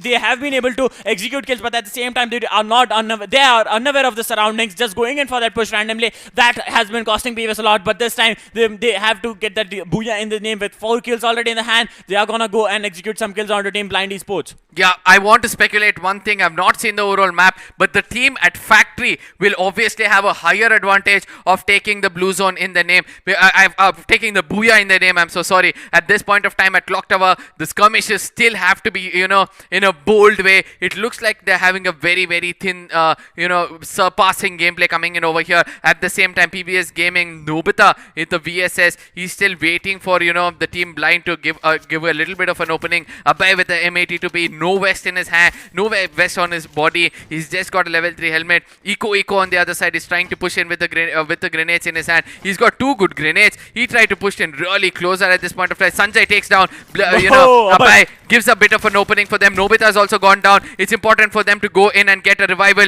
A grenade being popped up by Eco, doesn't do any kind of damage. Nobita at the moment gets revived, so it's going to be much more easier. At the same time, Blind Esports, after losing Nivesh, seems to be a bit more vulnerable. It's better they go under the clock tower and try to play this, but eventually it's going to be Mayhem waiting for them over there. Ginotra gets taken down. He's going to be revived for now. On the other side, we are seeing that Abhirav is trying to put up some grenades. It's going to be Abai who's going to be taking down Nikhil. The revenge has been taken from their side. Abhirav and Ninja will be the 2 men standing from the side of Mayhem. They have to look out for Blind Esports who's trying to come in. Abai with an M82B again gets a knock against Ninja. Probably he'll be confirming it as well. A small grenade can also do the job, but it's going to be VSS coming in from the side of Pawan. There's going to be a steal kill which has been stolen from the side of AFF. And as we talk of Blind Esports, they are able to do much of the damage, but AFF Esports taking the full advantage of the fight. And as we look on to Team PVS Gaming, right now the kill leaders of this match, the zone has favored Clock Tower. That's why all the teams were light there. UAV has been summoned by one of the teams, and as we look on to Team Chemin Esports, they are making the way into the zone. Eventually, BLD by Blind Esports. Abai gets knocked out. Akash Deep has been knocked out. The last player for Blind Esports going to be Ginotra. Ginotra gets 2 knocks onto PVS. Going to go in for the push with a grenade launcher in his hand. Goes in for the kill. And beautiful kills coming at the hands of Blind Esports. Ginotra, Akash Deep will not be revived. Akash Deep will be bleeding it out. The last player standing for Team PVS is going to be Sanjay, and the other player who's knocked down is going to get the revive from PVS Gaming. Yeah, and it's important for Ginotra to stay alive. Try to get these 2 kills, were very, very valuable 2-pointers. Look at what has happened. This has been a sudden shift when it comes to the zone. Fab Indro on the other side. TSM are doing most of the damage over here. TSM Indro have taken down the complete squad of Team Elite, and we have to see whether they'll be able to execute a booyah over here. Yes, at Clock Tower. Now the fight is going to be in the open. Let's see how many glue walls are going to be put up over here. Party gets taken down by Party of Team Elite has been gone down at this point of time. TSM are looking really strong. A very good time for them to take a rotation rather than being inside. Let's see whether the IGL will call in for a rotation, or they're going to stick over there for the next 30 seconds and pay the price for staying for them for longer. A very extraordinary zone comes into play with only team number 8 and 11 with the advantage of the zone. As we talk about Team AFF Esports with all the 4 players standing, TSM FTX with all the 4 players standing, UG Mania losing one of the players knocked out. UG Mania has been knocked out. Team Mayhem, and that's putting an end to Team Mayhem. That's going to be AFF Esports Mafia coming in the Groza in his hand. A beautiful nade has been launched TSM onto TSM by UG Mania, but still holding at the location. Fab Indro tries to give the cover for this team that nades, and beautiful nade comes in again, but the Chrono Shield is coming into action. TSM, Mr. J White is going to hold his. Fab Indro comes in with a beautiful grenade launcher, does a lot of action, does a lot of damage onto Golden trying to heal it up. His teammates are very close to it. UG Kunal Jr. is still standing there. 4-man versus 4-man right now that we are seeing right now. A beautiful nade comes in, and that's going to be a finish onto Java Boy. Mafia takes a knock onto UG Mania, Golden 18, and at the same time, TSM looking very promising right now, goes in for the push onto UG Mania. Yeah, and it's important for TSM to right now take a rotation because AFF is waiting for them in the other corner. AFF Mafia is down. 3 players are over there. Yes, I was speaking about AFF. Pawan is starting to take that assault. We have to see whether they'll be able to connect some grenades over here and try to put a stop at Pawan. Pawan has the right kind of gun. The second bullet is enough to take them down. Amedron gets taken down. Fabindo is trying to rush in. Grenade coming in from Fabindo will be taken down. Rahil. The second grenade might be doing most of the damage. Yes, the second grenade comes in. The third one is also trying to go in. A very good grenade again. Mafia gets taken down. Fabindro, the last man standing. He has to do something magical over here to keep up the hopes. He goes in to revive JYT. A very, very good gameplay coming in from their side. But AFF are in full potential with all 3 men standing. Let's see what is going to happen as previous gaming can come in a blessing in disguise against the side of TSM. UG Mania getting finished off ahead and just gives an opening for TSM FTX to be safe from the backside as we look onto Viper just holding his location. The last man standing for Team Headhunters, and it's going to be the zone number 6. That's going to form in the next 12 seconds with 6 teams standing with the 15 players alive. TSM, FTS, Fabindro has been revived. Mr. JYD at his full strength goes in front of the shot of Team F. Sports Pots Viper out in the open. That's at the end of Headhunters. And right now, TSM, FTS going to go on to the killing spray. They have a squad in front of them. Meanwhile, Chemin Esports have come in with a close range fight against Team DESI. That's going to be DESI Gamers. DESI KOP gets taken down. He has been knocked out. The last player standing is Asustar. Asustar trying to get that revive onto himself, trying to heal himself up. And that's a finish coming in with a melee in his hand. And that's a end to 2 of the teams. AFF Esports getting it. A melee kill coming into the hand. And as we talk about the last 3 squads, CSM has been eliminated at the 3rd place. The last 2 squads is going to be Team BBS and at the same time PVS Gaming. Yeah, PVS Gaming on the other side. I don't know how they survived 2 squads with 2 men standing. Eco is still alive. He can do a lot of damage. A beautiful grenade coming in from the side of Naked. Eco will be the last man standing. I can expect some melee actions coming in the final circle. Let's see what's gonna happen. Eco at this point of time trying to stand out in the open. Liquid comes in. He's like, goodbye my friend with that M18. An amazing gameplay coming in from their side. Very, very well played from the side of Blood Blasters. For the first time in this tournament, Blood Blasters will be taking the first booyah in their name, and in a very, very good one. Very well planned nades and very well action plays themselves. They placed themselves in such a way that the zone had the advantage. I remember them being the only team inside the zone, the 4 players standing inside the zone, and that gave them the advantage. And as we talk about Team PVS Gaming making it to the 2nd place for the 2nd time today, they are fully happy with the performance. And as we look on to the other squads, we talk about Team TSM FTX. They did try to survive. If all the 4 players were alive, this would have been a different story to tell. Yeah, but Ginotra was the last man standing for the side of Blind Esports. They suffered a lot trying to hold that place. Yes. They did a very good comeback when it comes to Mayhem. Good shots coming in from the side of Abhay with that M82B, but eventually they couldn't convert it because of PVS Gaming coming in. There was an opening where PVS Gaming were all inside, you know. Put up some grenades, let it cook rather than cooking in your hand when you have players in front of you. Ginotra had a grenade launcher. He had to find the right kind of opening. That could have given them a little more time to survive. But at the same time, the team which actually took a longer rotation to the northern side of Clock Tower actually got the booyah in their name, and that's a very good thing to see. And I'd like to emphasize on teams like PVS, who less 2 men standing. They actually took 2 squads and then made eventually to the finals. Yeah, and the last good one, standing, good one. Eco was just standing in the center. He made a glue wall to himself. He was like, I give up. I'm just gonna sit here. I'm not even gonna fire a shot. But if it was somebody else, they could have naded themselves and not given the 2 points. So eventually it was this. All of this is happening thanks to Snapdragon Conquest. And let's speak about Snapdragon coming up with some amazing processors from their side. Whenever we say gaming, there is one company standing out to support gamers in a very crucial way. That is bringing out the best kind of processors to make sure that the mobile is running on the top-notch speed. And that is going to be Snapdragon. A huge hats off to them and a huge thank you for them as well for making this tournament happen. And for those people who want to be nerdy like my friend Red Cape, let me not forget it. Every time I have a doubt regarding Snapdragon, I go to him. And we finally know as to how we get to know all these things, and he's going to guide you how to do it. Well, I'm a part of the Snapdragon Insider community. You can be a part of it too. All you need to go is to your browser and search for Snapdragon Insiders, and you have to sign up for it. You will be part of the Snapdragon Insiders exclusive community where you could get the news before anyone else comes to know, and you have the bragging rights along with it. You can be a part of the threads. You can give in your opinions. You can try. You can, if you're good enough, you can. You will even receive some of the products to test out, and you can send you in your reviews. Everything, the cameras, even the Snapdragons, the processors, the sensors, new sensors coming in. So what basically I'm going to say is, I'm going to put it in a layman word. It's a universe. Yeah, it's a universe where you want to step in. Every time Snapdragon is coming up with a new mobile, they're going to be like, bhai, idhar aao, dekh lo, ye aa raha hai. This is what you're going to get. This is what will be. This is the new info which is coming to you. So that is what's going to happen at Insider. But at the same time, I was wondering what kind of mobile to use. You know, I have a limited budget, and then I was like, okay, let me go for a gaming mobile just to play Free Fire. And there came out a blessing in disguise. Yeah, that's a Poco X3 coming. Poco X3 Pro coming in front of us. See, it's not like a big budgeted phone, but a very, very good phone for gaming because Snapdragon is there. inside that. It's going to give you a lot of potential. For those, you want a good camera, you have 48 megapixel camera on it. 5000 plus battery. Yeah, 5000 mAh battery coming in. So a very, very good gaming mobile and a very good budgeted gaming mobile. But let's look at the MVP of the game, which happened just now. I believe it could be somebody from the side of PVS or the Blood Bashers. Most but likely it's Blood going to Bashers. be from the side of Blood Bashers. That's going to be Insane Aryan. After a lot of days, I'm happy to say his name. Insane Aryan coming in with 2376 damage, 1 headshot and 6 valuable kills. One man giving 12 points to his team.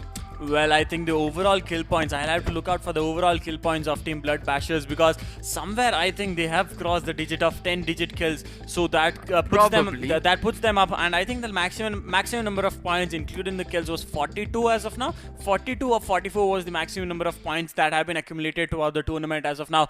Last tournament in season 1, somebody broke the 50 mark, and that was team team of Mariex, and they were able to do it. And now we'll be moving on towards the matchup of the last match of the day. It's been going so fast that I think I didn't even realize that it was almost the last match of the day. I think it's going to be Group B versus C or B versus D. I think it's C versus D, which is going to be coming up again for the last time. It's going to be the map of Kalahari, 4 Unknown, Enigma Gaming, TSG Army, Nemesis, GodLike, Evil Army coming in from the side of Group C.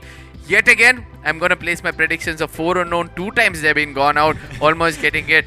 For the last time, I'm going to still vouch out for 4 Unknown and see how things goes. And as we look on to Team D, we have TSMFTX, UG Mania, AFF Esports, Headhunters, Blood Bashers and DESI Gamers joining us. So this time, I'm going to place my bet on my team that's going to be UG Mania. I think somewhere UG Mania has been able to perform this day, but this is the match they have to actually come up with, because UG Mania has been able to come up to the top 5, top 6 in the previous matches. Yeah, and do some good damage. Yeah, good damage. The best part about last game was Blind Esports was able to do much of the damage, but it was AFF Esports coming into action, stealing all the kills, and that was impressive gameplay coming by the hands of both the teams at the same time. Yeah. If you were able to give some damage points or maybe points for damage, I think Blind Esports could have taken it home as well. But still, they are dominating the leaderboard at the end of day 2. So let's see what happens at the end of day 3. Yeah, and now we're going to be looking at the flight path, which is going to be coming on our screens anytime soon. So let's see for one last time which are the teams which will be playing out on the final map of the day. Blood Bashers, DESI Gamers, TSMFTX, AFF, Headhunters, UG Mania, Enigma Gaming, Nemesis, Evil Army, TGS Gaming, 4 Unknown and GodL. So these are the teams which will be fighting it out. Let's see how the flight path is going to divide the map and which team is going to take advantage of it. Well, looking at the plane that it's going right now, I think it's somewhere dividing the entire map, dissecting it into 2. We'll know it for sure. Yes, it's starting off at Shrines, going in towards Refinery and ending off somewhere between Sub and the Stone Ridge at the same time. And Command Post is in the blue zone right now. That gives an advantage to teams. That always goes there, and it's going to be, let's say at 4 Unknown, they are going to be contested by multiple teams. No, I don't think anyone wants to contest with the Kings of Kalahari. And as I look upon the blue zone, there's team Evil Army? Yes, that's Team Evil Army taking the drop onto the blue zone, and no teams very close to each other. The only teams that are close to each other is going to be Nemesis Esports and Headhunters at the maze. Yeah, but at the same time, I can see Raja is followed up as a lone player, and Nemesis are going to stack up against him and try to take him out. It's time for Raja to run. Don't try to shine like a king. Probably your crown will be taken out at this point of time. But a backup can come in from his team as well. He sees Mind Gamer right above him. He's picked up that plasma gun rather than anything else. Now he's trying to run away or probably hide. Mind Gamer is coming from a different angle. He knows where it is. He knows where the player is. At the same time, Mr. Gamer is coming in from the other angle, and it looks like this is the beginning of the end. Oh my god, what a beautiful shot coming in from the side of Raja. He could be taking the first kill in his name. He's trying to push in over there, but eventually showing his back at this point of time. Mr. Gamer comes in with a paraffel, but eventually gets tagged as well. But Raja looks very, very vulnerable at this point of time, as he's got Mr. Gamer right in front of him with that M18. Will be connecting the shot. I mean, it was Uzif who came in with Uzef. the M18 and will be confirming the kill against Raja. I think Raja should have sticked with the drop location of the team, but meanwhile the team comes in from the back, and this is going to be a fight I had to watch out Yeah, for, because they come in late. Headhunters comes in with very close range fights, and Viper is right now surrounded by all the 4 players. Viper at a very low HP goes in, and the backup is coming from Maimaguda. Maimaguda gets knocked out. Asim, Viper, the last 2 players standing for team Headhunters. Will they be able to pull this 2v4 off? We'll have to look out for sure, as Asim is trying to get this knock onto him. Uzef has been spotted off. Uzef is at a very low HP. Mohit is also at a very low HP. Maimaguda is far from the team, and he might get finished off if the team is not able to exit. Mohit has been taken out. A beautiful knot coming in. 2 players from Nemesis Gaming are taken out. Asim, Headhunters, Asim is doing all the work for his team right now, and the last player standing for Nemesis Gaming is going to be Mr. Gamer, who has to pull this 1v2. Otherwise, it's going to be the end for team Nemesis. Yeah, I think so. Asim knows exactly what to do at this point of time. What a beautiful jump shot coming in from his side. With that M18, first shot takes one player down, second shot takes the other one down. But he's right now holding for a nog. He knows that, all he has to do is go back inside and confirm those kills with the M10. Let's see this fight between 2 M10s coming on our screens anytime soon. Asim with that. Oh, it was the M10, I'm so sorry, which he was able to execute kills. Mr. Gaming is right below him. Asim wants to go in for a jump shot, I'm sure about that. Mr. Gamer has gone way below at this point of time.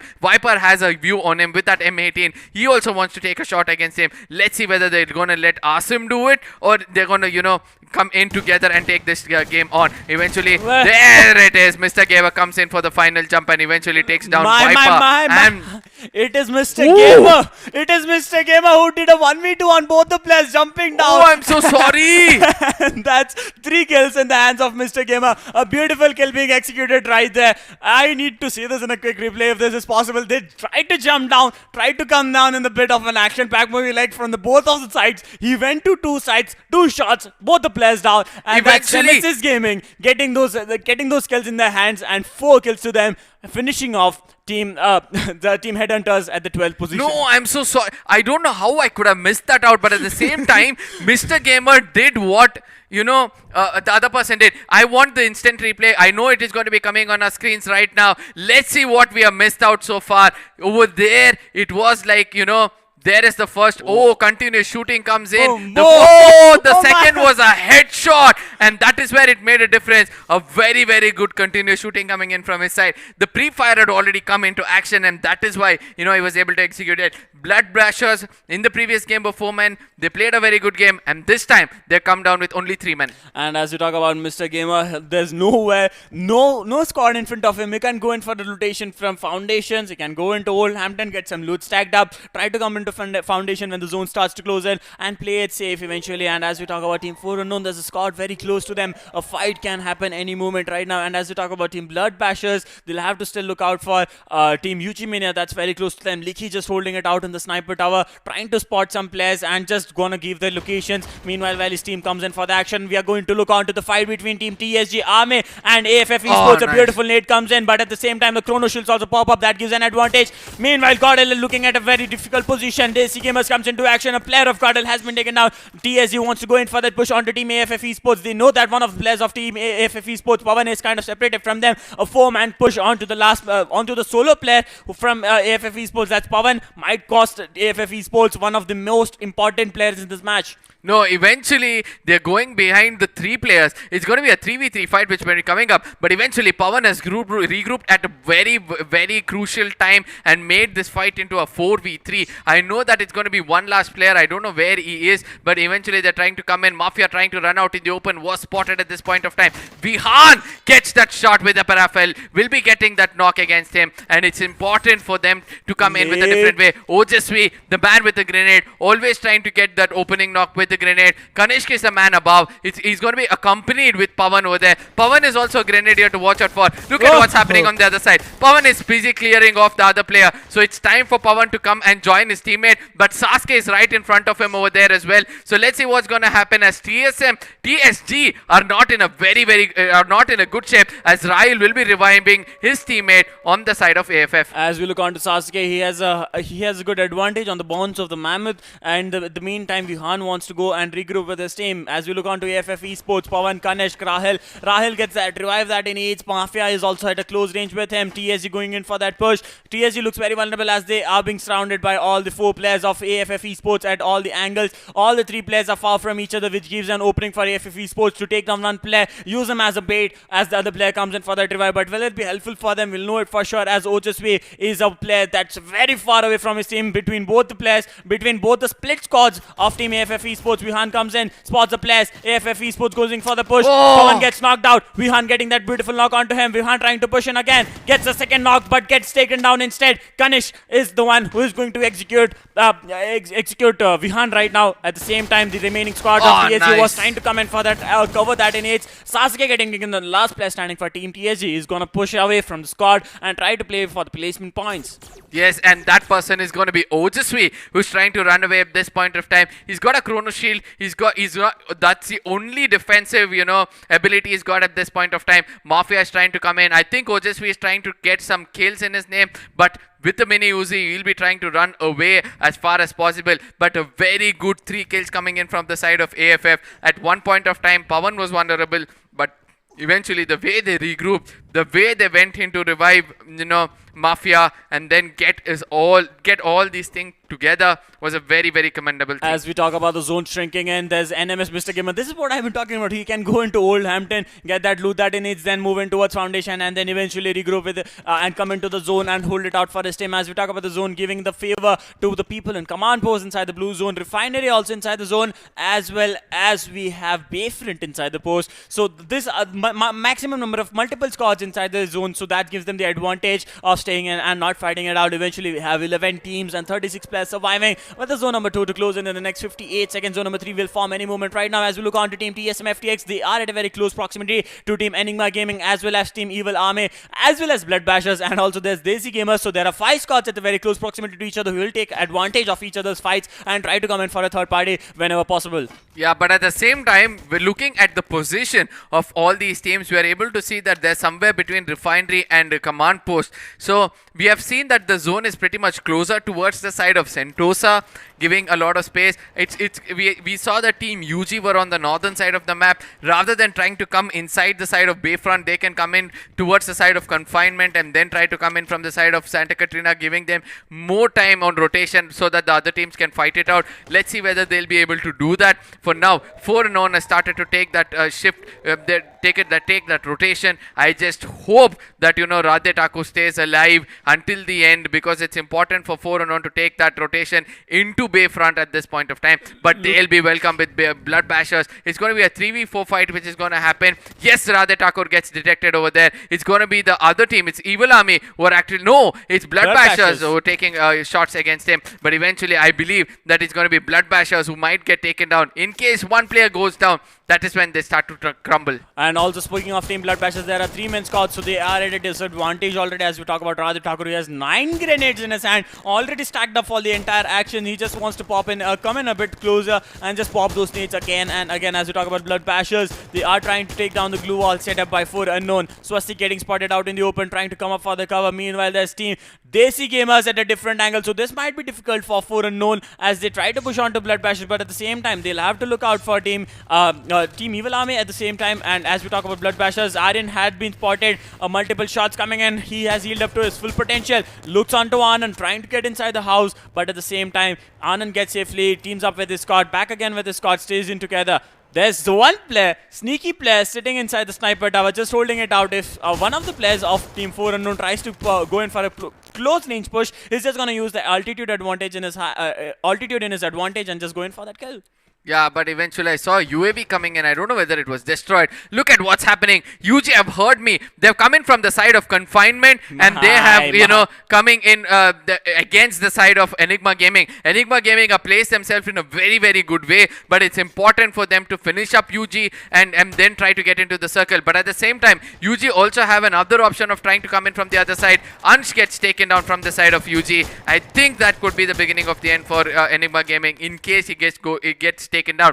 But they can again go back on a previous rotation, try to come back from those roads. Can you see the bridge over there where we can see the parachute? From there, Enigma And as the team can come in and take the compounds over there. And as we talk about Team GodL, the last player standing for one of the teams is just above them. GodL wants to go in for that push. One player down. They are still at a disadvantage of having no kills. Last player of Nemesis Gaming just holding it out with the 3 kills. If you remember it correctly, it was the man who just went in for the shot. The quick replay that we saw. M10 shots coming into action, as he said. And GodL just moving it out, not wanting to fight it out with the zone number 3 closing in the next 4 seconds. Nemesis also have to make the way into the zone. As we talk about Team Enigma Gaming making the way into the zone, they'll have to fight off with AFF Esports as well as Team Bloodbashers. Bloodbashers trying to spot them and getting some beautiful damages onto them. They are gonna lose some of their healths and some of their supplies as well. And as we look on to Aryan, he has lost his helmet, and meanwhile UG Mania has lost Java Boy at the same time, and that's going to be starting of depletion of Team UG Mania. And as we look on to Team TSM FTX, they are just in front of Team BBS. At the same time, there's Enigma Gaming also they have to watch out for.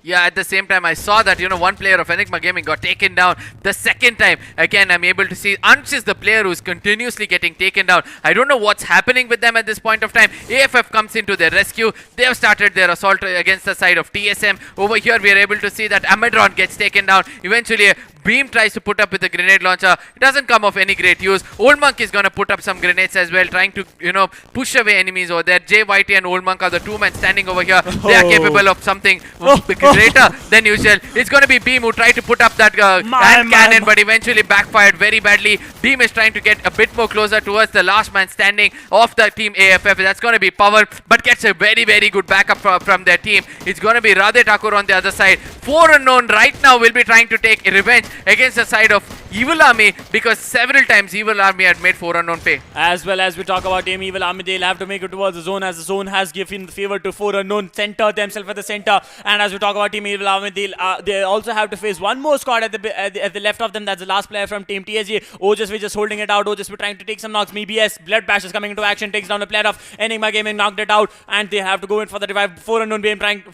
Evil Army Beam regrouping with this team, have to take on to Ojas. As we talk about the squads remaining, there are 8 teams, 24 players alive. Bloodbashers looking it out, and 4 Unknown, the 2 squads who have the advantage of the zone. But as we talk about the player advantage, it's going to be 4 Unknown who's be looking it out to take those Booyah into the hand this time. And Swastik, Radhe TKR coming into action, trying to get some shots landed. Radhe TKR has been the player who's been able to put off his team, trying to get them to the victory, always playing for the placement points. At the same time, it's going to be AG Chilu getting finished off. The last player standing for Enigma Gaming is going to be Aryan. Second player standing for Enigma Gaming is going to be Aryan. Aryan has been knocked out. The last player standing is still somewhere far from his card. As we talk about Evil Army, they have to be watch out for Radhe Thakur's nade. He's just waiting for it, and there comes the nade. Is he able to pop it? No, that's actually rebounds on him, and it's not going to do any damage to the team of Evil Army. Yeah, eventually Radhe Thakur can go to the first floor rather than fighting it out over here. Radhe Thakur takes 1 kill. It's going to be the second one probably coming it out. Radhe Thakur has come out. He knows that it's time for him to cook some grenades. He's starting to cook one. He's going to throw it. I don't know how much of damage that's going to do.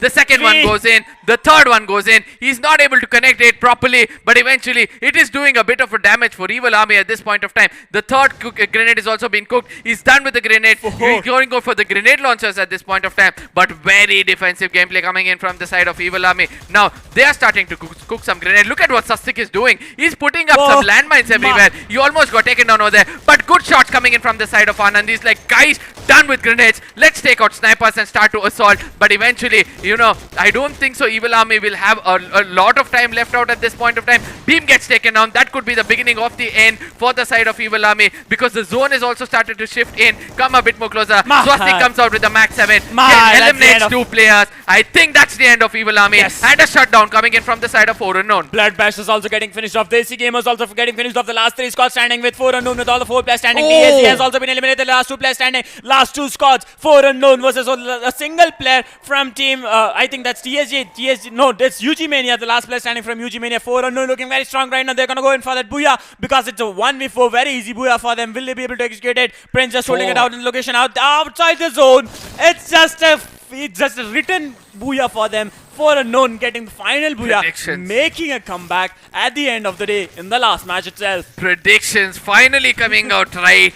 I told you this is I'm the very last happy time. right now. Yeah, I said this is the last time I'm going to be watching for 4 Unknown. And what an amazing gameplay coming in from their side. I just loved their rotation. They were like, I'm not going to run around too much. Let me start off with a refinery. Let me go down, hold up a compound. I know that nobody's going to disturb me over there. They held on their nerves for a really long time. But eventually everything started to pay off. And the way they took down Evil Army is really commendable. They started to put up grenades. They knew that, you know, they have to come from either side of the containers. They can't jump above. There is no more grappler guns in the game of Free Fire anymore, so they can't come from the top. They knew it very easily. So one sniper was aiming the right, one sniper was aiming the left, and then when they started to come in, the assault started off, and a very good gameplay coming from their side. I like the way that 4 Unknown decided to go with the guns at the end moment rather than depending on that throwables that they usually go with supplies. And as you said, the landmines coming into action. I did not see the landmines coming into action, but placing them Ojasvi's landmine took down 4 Unknown Anand, but somehow he got revived over there. That was a good thing to see. But at the same time, yeah, landmines did not do much of damage, but I really like the way, you know, close range guns were being used. Yes. It was no M10s, it was just Max 7s which was being used by them. They started to connect shots and very well executed by 4 Unknown. 4 Unknown were not disturbed by any other team. That was the best part. Place where they were, the compound which they were holding was only contested by Evil Army, and that is why they were able to do so. On the other side, Enigma Gaming was very much in the open and they had to take a rotation. I saw Gaudru started to run in, but I don't understand why the first player who always gets taken down from the side of Enigma Gaming is Aryan. No, Ansh. Ansh got taken down several times today. I do remember Ansh getting taken down several times. And Chillu. Chillu doesn't get knocked out all the time. I think when he gets knocked down, the team is looking a bit more. Yeah, he always gets knocked down at a very crucial point. I don't know as to why they do it, but eventually, probably they have to keep up to the speed of Prometh and Gaudro, and that is when things can work out for them. Apart from that, if there was any other team, it was AFF. Even they were playing really strong. AFF Esports, yes, obviously. Even they were playing really strong, but eventually got slaughtered off. Did I see Blood Bashers anywhere trying to hold a compound with only 3 players? They were over there, but I don't know who took them out. Trying to face off 4 Unknown as well as Team AFF Esports at the same time. As well as Enigma. 3 squads, and there was GodLike also in this match. Yeah, GodLike was also there. GodLike, the players of GodLike were like trying to come into the zone. Somewhere they had a fight with Enigma Gaming at the same time, and Bloodbashers also coming into play. So that's where they were a bit, got a bit vulnerable, and they had to leave in the early stages itself, or finish off in the match. And as we talk about this match, it has been so exciting. The day has been so exciting. It's the end. This match marks the end of week 1. We still have 2 more weeks remaining. We'll know it for sure. And you can find us on our socials. If you have any suggestions to tell us. Yeah, if you want to say something to me, if you want to say something to Red K, if you like what we are doing, if you guys come up to say we are doing a good job, it will be a pat on our shoulders for sure. You can do that. You can find me at caster.arka on any socials possible, Instagram, Facebook, or probably or YouTube. Yeah, basically on YouTube also you can find me. So come over there, caster.arka. You can find Cape on IG_Cape. Yeah, thank you. So, yeah, that's correct this time. IG_Cape is where you can find Cape, and you can give us insights of few things which we don't know. Some people are pretty much closely linked to all kinds of teams. You guys will have more info than us for sure. So please do come in and give your feedbacks. Please do come in and give us more info. But at the same time, also while doing that, make sure to go and subscribe, like, and share it among your friends. The Snapdragon Conquest YouTube channel, Facebook channel, and at the same time you can find us on Instagram. You can find all the updates, all the single updates, even regarding the giveaways also. That is going to be started. That's going to come up somewhere soon. Yeah, that's the most important thing. You guys want giveaways, all you have to do is go to Snapdragon Conquest Instagram as well as YouTube. Do not forget to subscribe to these 2 places. On the community posts also you'll be getting info. On Instagram basically you'll get all the infos. If you have some doubts in the points table, if you want to see who are fighting in tomorrow, or the schedules, or the schedule of what's happening, all you have to do is go to the socials and make sure that follow Snapdragon Conquest. At the same time, let's not forget what they're coming up with. They're coming up with an amazing mobile, Poco X3 Pro, an amazing budgeted mobile. I've read about the specs. It's amazing mobile that fits your budget actually. I've read the specs. It's like if putting all those things, I don't think you can get a better mobile Better than mobile Poco in that X3 same Pro. budget, yes. Yeah, so I'll get that. it's gonna be a gaming beast in your hand, obviously because of the Snapdragon which is there, and that, Obviously. and also at the same time, okay. Whenever we speak about gaming and grinding, we need a very good battery, and this has got 5,000 plus mAh battery, so that comes up to say that you'll have enough battery And with for a 33-watt fast charging. yeah, so yeah, at the same time, yeah. So if the battery near goes running off, out. put it for charge, few minutes, you'll have full charge in your hands. So let's see how things will go for them as well as for us, as we're going to be coming to the end of the day. Before we leave, we are going to go in for People Choice Nominee Superstar of the Day. So we have been doing this. We have already got 2 winners. This is the 3rd day, and let's see which are the nominees. It'll be on our screens anytime soon. You can vote it out on the chat section. Do not forget about that. So the 3 players are, the first one is going to be Evil Beam for that amazing... Army. Yeah, Evil Army Beam with that amazing grenade which he put over there. Let's not forget a 1v4.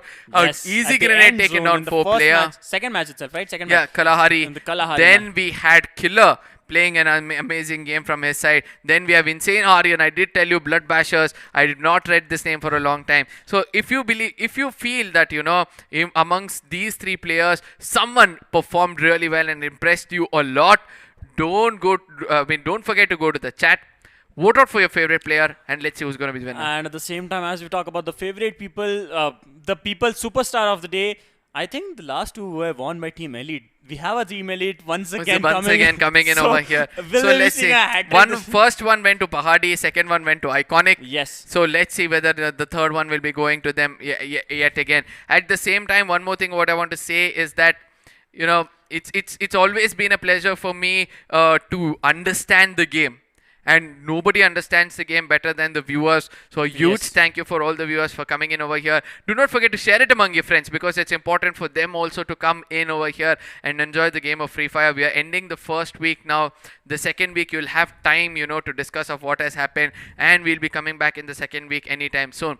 There's one more, which is one segment which is going to be coming up on our screens in some time. I think that is the Pro squad of the day, and I think we'll have the top 5 players of the day also coming up, like an MVP, the players who stood out in the entire tournament, and then we'll have 2 more segments coming up. That's going to be the overall standings of day 3 and as the well as the overall standings of so League a Series. lot of stats coming on our screens, which is going to be very important for you guys, because you'll know where your teams are standing. At the same time, you'll know that which is the pro squad of the day. So let me explain you the segment of pro squad of the day. We are going to choose one IGL, one sniper, one assaulter, and one rusher or probably a grenadier or a supporter. So we are going to choose the best of whoever has played today, make a squad out of it, and tell you this could be the pro squad of the day. We have done it on the last 2 days. You can go to the previous streams and check it out, and today yet again we'll be able to do it. If you feel that you know who are the pro squad of the day, do not forget to put it down in the chat as well. Well, I think the voting is right now being held on the Hindi chats, Hindi stream. You can go to the Hindi stream, vote it out, and do not forget to come back. Yeah, because we have more infos coming in, more analysis coming in over here from our side as well. But at the same time, talking about the whatever has happened throughout the day. Recap of the day. 4 unknown getting 1 booyah finally is a good thing for them for sure. Apart from that, we have Team Blood Bashers. Team Blood Bashers for the first time taking a booyah in their name. Yes. And then the first match of the day was it was A versus B, so I'm thinking... No, the Grenadier also came in. That was one... That was the second match of the day, right? Yeah, so Beam putting up the grenade, getting the Evil booyah. Army. Evil Army getting 1 in the name. TSG got 1. TSG You said that, it was very good for TSG to get 1. TSG actually did not get the first one. They actually finished off at the second place in 2 of the matches, so I don't think they have booyah in this name. No, TSG. I do remember somewhere reading out TSG. If you guys know who are the teams which actually got the booyah, do not forget jot it down in the comment section. Yeah, in the comment section. So it's going to be much more easier for us. At the same time, 2 more teams which got the booyah today will be... I think somewhere we'll have a quick look on it when it comes to the overall standings and of day 3. And I think somewhere week 2 is going to be... Chemin got 1? Chemin did not get 1 this day. I think we'll know it for sure. sure. Level got 1. Level also did not get 1. Maybe we'll look into it later, Aka. Later, Aka. But actually, as we move into the next segments, we'll know it for sure. And week 2 is gonna start in the next. No, I'm not gonna stop until I get who it is. Evil Army got 1. Evil Army did get 1. Okay. But that was already included. Evil Army did get one. 4 Unknown did get TSM one. did. UG? UG Mania, I think they finished off at the second place again. AFF? AFF did get one. AFF Esports did get one. If I'm correct, AFF Esports did get one, but we'll know it for sure. Yeah, Just okay, a bit more patience. I'm just gonna keep my patience for now. Just a gist of patience. A bit will do it. And I think this game has been exciting for all of us as we talk about the season 1 recap. Also, all the teams making it out and making a comeback. I have seen the way that they have played in season 1. It's way too different than what they played in season 1 to compare to season 2. Teams like 4 Unknown who had the full domination, just losing it out somewhere. Truly. They can't be. They wouldn't be able to hold that area. But now. We'll be looking at the overall standings for the end of day 3 first, so that we'll understand what has happened throughout the day. We'll know whoever has got the booyah. The confusions will be cleared out on our screens now. It's gonna be today's gameplay. We are able to see that, you know, the team which had a very bad day was Life Hackers. I know that Life Hackers are capable of coming back really hard. Let's see how things are gonna be. But Life Hackers, Nemesis Gaming, Never Broke Again, Team Mayhem, Raven Esports, Enigma Gaming, DESI Gamers, Headhunters, TSM, Team Chaos, GodLike and Chemin Esports all on the bottom, not getting any kind of booyahs in their name. But it looks like the placement points was held up by Chemin Esports, GodLike, as well as Team Chaos and TSM FTX. But kill points rather was taken by FTX, Headhunters and Team Chaos when it comes to the overall day. Well, yes, as we talk about Team Mayhem, somewhere I think the last match that we saw, that when they were taken off by 1v4 by Team Nemesis, it was something that we had to look out for. And the booyahs coming in. Evil Army, Elite, Team Elite, you forgot your own team, Team Elite. Yeah, exactly. So Team Elite got one. AFF Esports, see, I told you AFF Esports did get one. AFF won. TSG, I told you, got one. You didn't believe me. Evil Army got one. You didn't believe me. 4 Unknown got one and Blood Bashers got one. Even though they've got it, the position points actually went into the name of TSG Gaming of 50 positioning points. That means the IGL is doing an amazing job to make sure that he places the team in the tops as well. But Team Elite, look at the balance they've got. 32-39 as well as AFF 32-37 as well as PVS 36-32.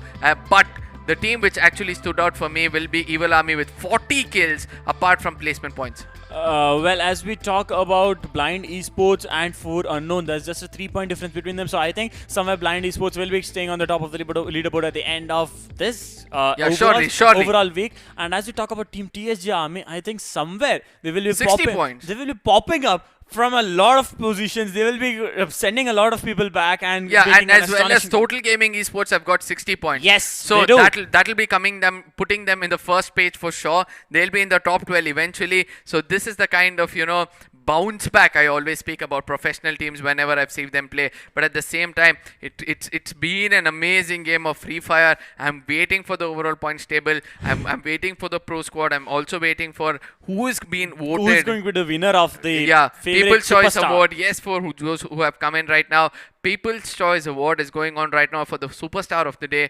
3 nominees were chosen by the production. All you have to do is go vote out for them. If you choose your favorite person in the chat, ladies and gentlemen, go choose your favorite person in the chat and that person will be named the Superstar of the Day. Well, we're gonna give a virtual award. We just be like, this is your award for today and you have been won the People's Superstar Award. And yesterday, day before yesterday, both the players from Team Elite had actually won that and got the Superstar Award. So this time also we have a player from Team Elite again coming in. So somewhere if I'm asked, I'm gonna go with Team Elite this time because a strong I'm gonna go with Beam because he blew my mind off.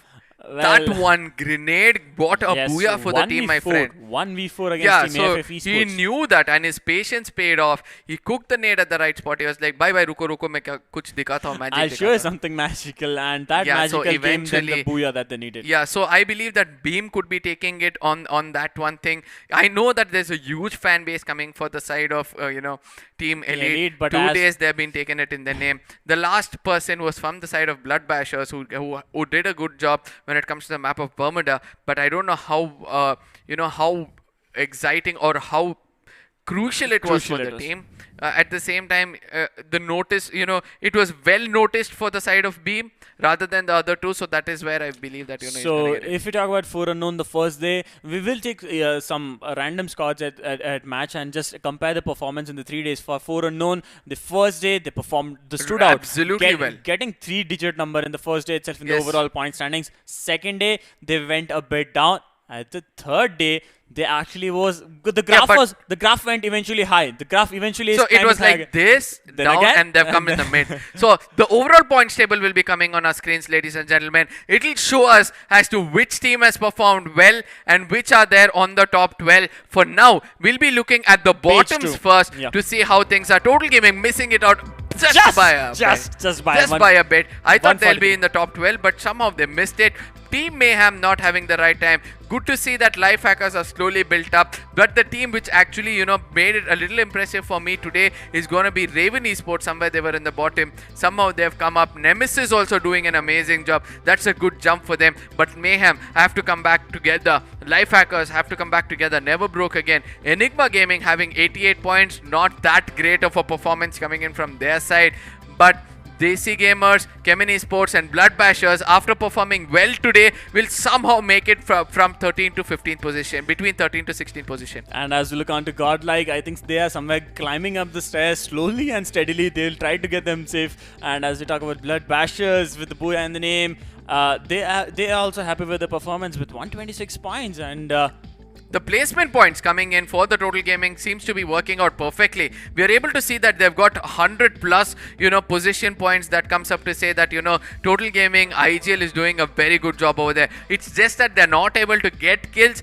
because of the Assaulters not giving that opening or Grenaders. But it's going to be Blind Esports who's going to be holding the top position at this point of time. With a total of 2 Booyahs, 106 kill points. That's the highest by anybody so far. Positioning points 133, again highest by anybody, and overall 239 place overall points. Team Elite closely following them with 2 Booyahs again, 92 kill points, 121 position points, and 213 overall score with 4 unknown climbing out against from the 5th they'll come back. Welcome back to the top 3. 4 unknown with 2 Booyahs, 90 kill points, 109 position points, and a total of 199. That shows that the difference between the third and the first place is going to be 40 points, and from the second to the first place is going to be somewhere near 26 points. Yes. 26 points. Yes, 26 points. And at the same time, Team D Esports is right behind 4 unknown with just 1 points difference. 4 unknown have pushed them down with just 1 point because of the placement points which they have achieved. And DESI Army. Yeah, and right behind them is TSG Army. What a comeback coming in. I've told you, right, TSG Army has been balancing really well. But today, they have showed us that positioning points can give them the stage. Headhunters on the other side, very well balanced gameplay coming in from their side. Kill points and placement points, both of them, favoring them. But PVS Gaming still relying on placement points, not coming into action with the gun. Evil Army placement points, level iconic on the other side, predicting the zone very well. You just imagine, my friend, Total Gaming has got 101 placement points. That is way better than PVS Gaming, way better than Headhunters. That comes up to say that they're not able to connect shots. The Assaulters are not being there. Yes, the presence of Mafia Bala could make a difference over here. Let's see whether he'll be able to come back in the next week. But in case he does come back and execute kills, I know that they'll be making it into the top 5 or top 6 easily. The IGL will be very happy with this performance for Team Total Gaming, just playing it for the placement points. But now it's time for Total Gaming to perform in week 2 and 3 with kill points simultaneously. They'll have to play for position points obviously, but the kill points also makes a lot of factor, as 1 kill guarantees you 2 points and a Booyah gives you 20. But if the same time you get 10 kills and a Booyah, that's going to just give you up 40 points, and that's what you need. That's exactly what you need. More points, more kills. That's it. Yeah, and hopefully we'll be able to see more action coming in from the top teams. They'll try. Every time an underdog comes in, he's going to learn more than the professional teams is what I believe, because he knows that he has to perform.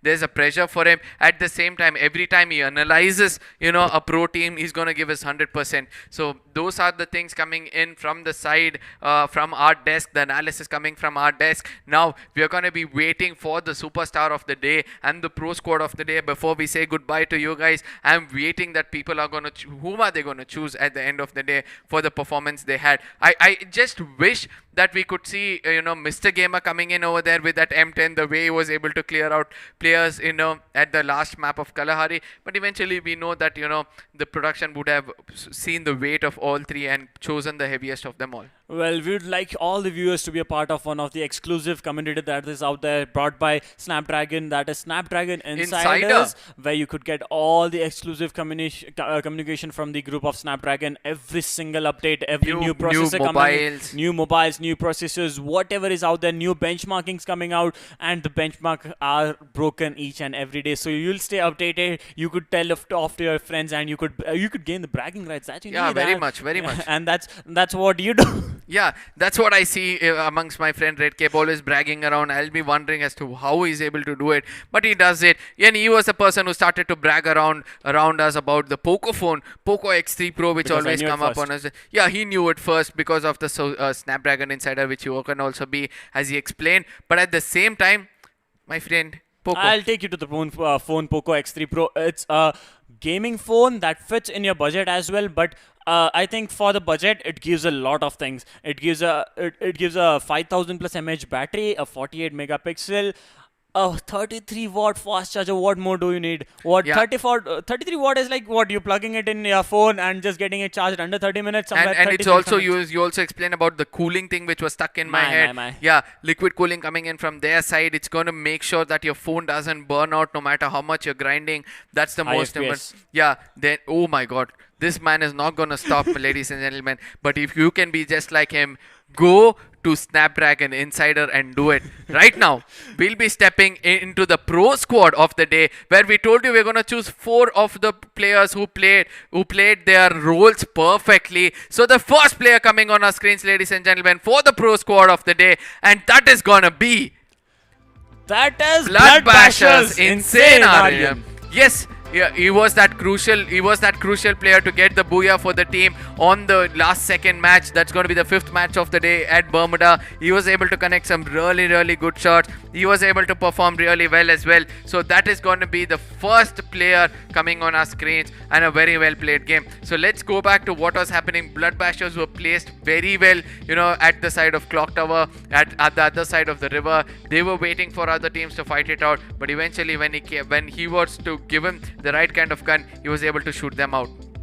And now we're gonna go into the player 2 of the pro squad of the day. And do you wanna give any predictions who it might? Beam will be there for sure for the player from Evil Army B. But as you look on to the player 2, it's going to be 4 unknown. Radhe TK coming in second time this time. I think he was there in the day 1. Day 1 as well, but this time it was 4 unknown. Radhe Taco, with the kind of damage he was able to deal. He was using snipers, he was using shotguns, he was using grenades. I do remember at one point of time he used grenade to take down PBS Gaming, then went in with that M18 to confirm them as well. So Radhe Taco doing most of the job, as a grenadier, as a support from their side as well. But I'm looking forward to see which is that one team who will be taking the 3rd player as well. The 3rd player, pro squad of the day, player number 3, ladies and gentlemen, coming on our screens anytime soon. If you have some predictions, don't forget to put it on the screens. I think it's going to be from Team Evil Army or Team TSJ, as well as Beam coming up. Yes, Evil Army Beam coming up. Evil Army Beam for that amazing grenade. So he's going to be that assaulter from their side who started to come in, doing that amazing assaults with a grenade. If he's there on the pro squad of the day, I think he'll be there in the people's choice as well. Being yes, pretty much confident. Let's see how things are turned out. But Beam making a mark yet again. I think I've seen Beam for the 2nd time over here in the pro squad, just like Radhe Takuru came in. That comes up to say the Grenadiers are getting more value in the first phase of Snapdragon Conquest Pre-Fire Pro Series. At the same time, we'll be stepping up to see the 4th player coming up. Probably the sniper, I believe, who's going to be coming up this time. Might be the sniper or the rusher or the supporter. I'm not sure of the rules that are being light here. Right now it's going to be DSM FTX. Fab coming in. Fab Indro for leading his team is the IGL coming in over here for the pro squad of the day. And I do believe that, he deserves it 100% for sure.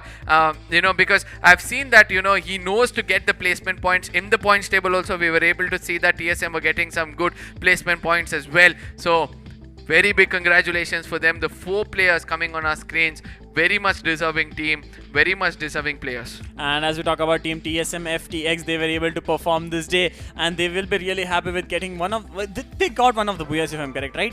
TSM? Yeah, no, not yet, right? Not yet. They were pretty close. They are pretty close. They finish it off with the 2nd place, 3rd place, just coming in very close. Somewhere they need to get that booyah back. And I remember in day 1, there were multiple casters who actually opted to go in for TSM FTX. There were like almost 8 predictions for TSM FTX, but still, we have high hopes from them. I think they are listening to us. No, if you are listening to us, second week, they will. They will. Yeah. They should. They should.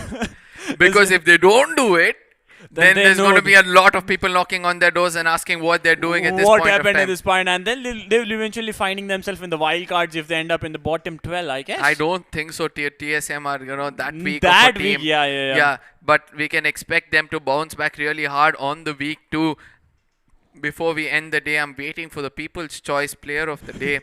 I think we are going to have the next week 2 starting on Tuesday, that is 21st of September. Yeah, 21st of September is going to be week 2. I know that, you guys are going to be busy. You guys won't be able to come in to, at that point of time. So what do you have to do? You have to hit the subscribe button and hit the bell button. So in case even you do forget, it's going to be easy for you when you get a notification to come and join us. Share it amongst your friends. They have a week's time to share it amongst their friends, and then we have a very, very good, watching over here, and they'll enjoy the game of Free Fire. It's not just about the watching. The audience have been able to give us so much insight in the chat section. Yeah, very much. And I thought I saw someone asking us about who are the casters. So I'll introduce, that's Arka Gaming. You can find him on his Instagram. That's caster.arka. Even on any other platforms as well.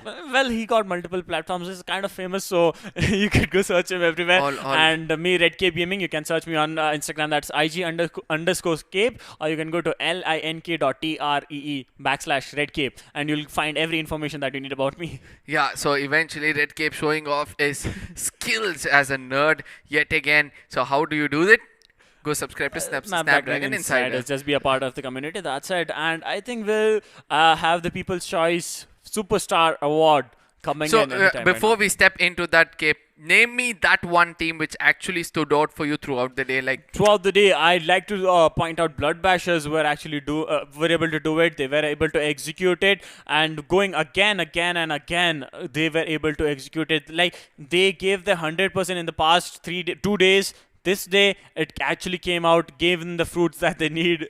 And now we're looking up on the pros card of the day with all the 4 players together. That's going to be Blood Bashers. Yeah, today's best squad. In case you had to play today and get all the booyahs in the name, this is what the squad you needed. Insane Aryan being very good. Radhe Thakur, what a support he had been for the whole team.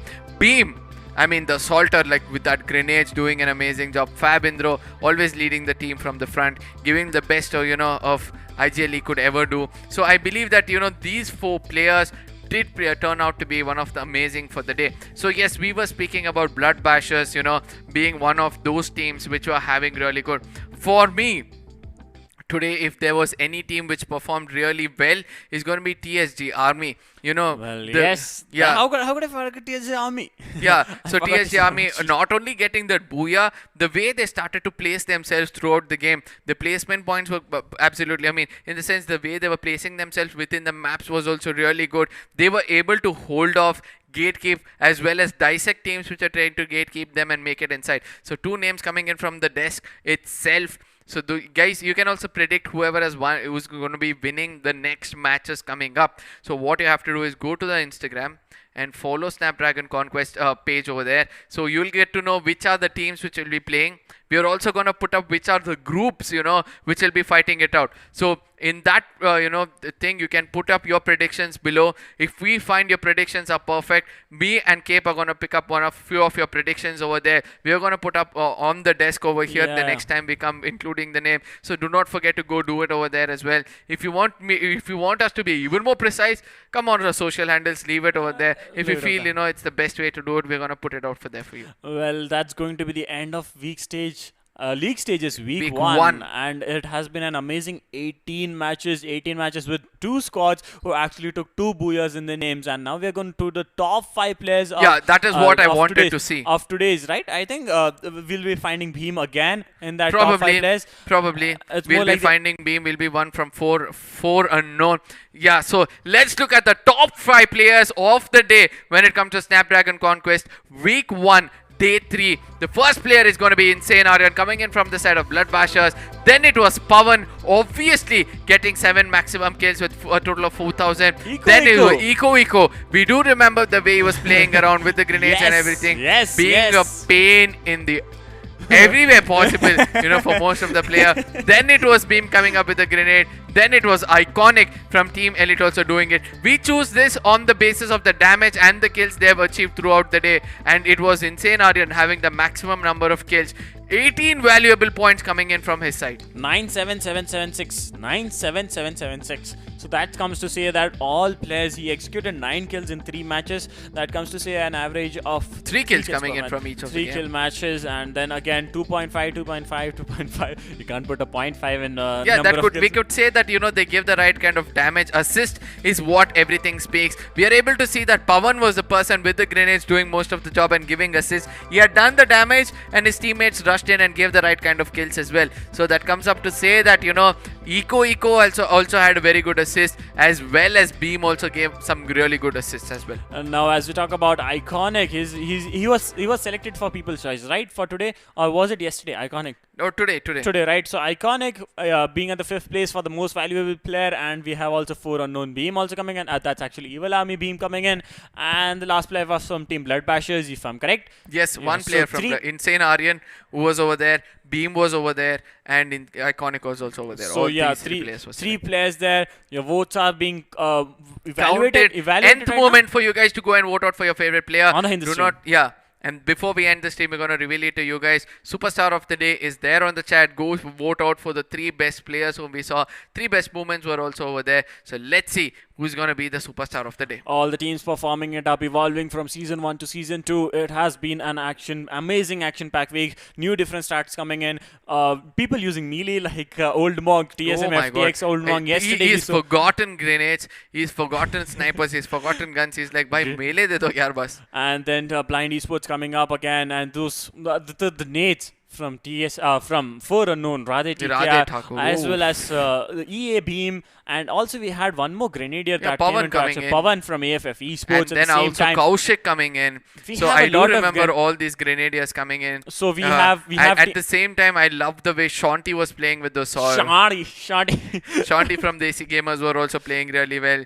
But it eventually comes up to say that all the teams have evolved into using more throwables and more using utilities rather than just depending on the guns. But at the same time, in the last match, 4 unknown just moving in away from the utilities, going in for the guns. At the end circle, it's much more prefer that like you take a close fight, go for the guns instead of the melee. But risking it out was Team TSM FTX. They could have gotten a booyah yesterday. Very close much. Fight. I just love the way TSM are not worrying about anything else. Let's see the face-off of the day.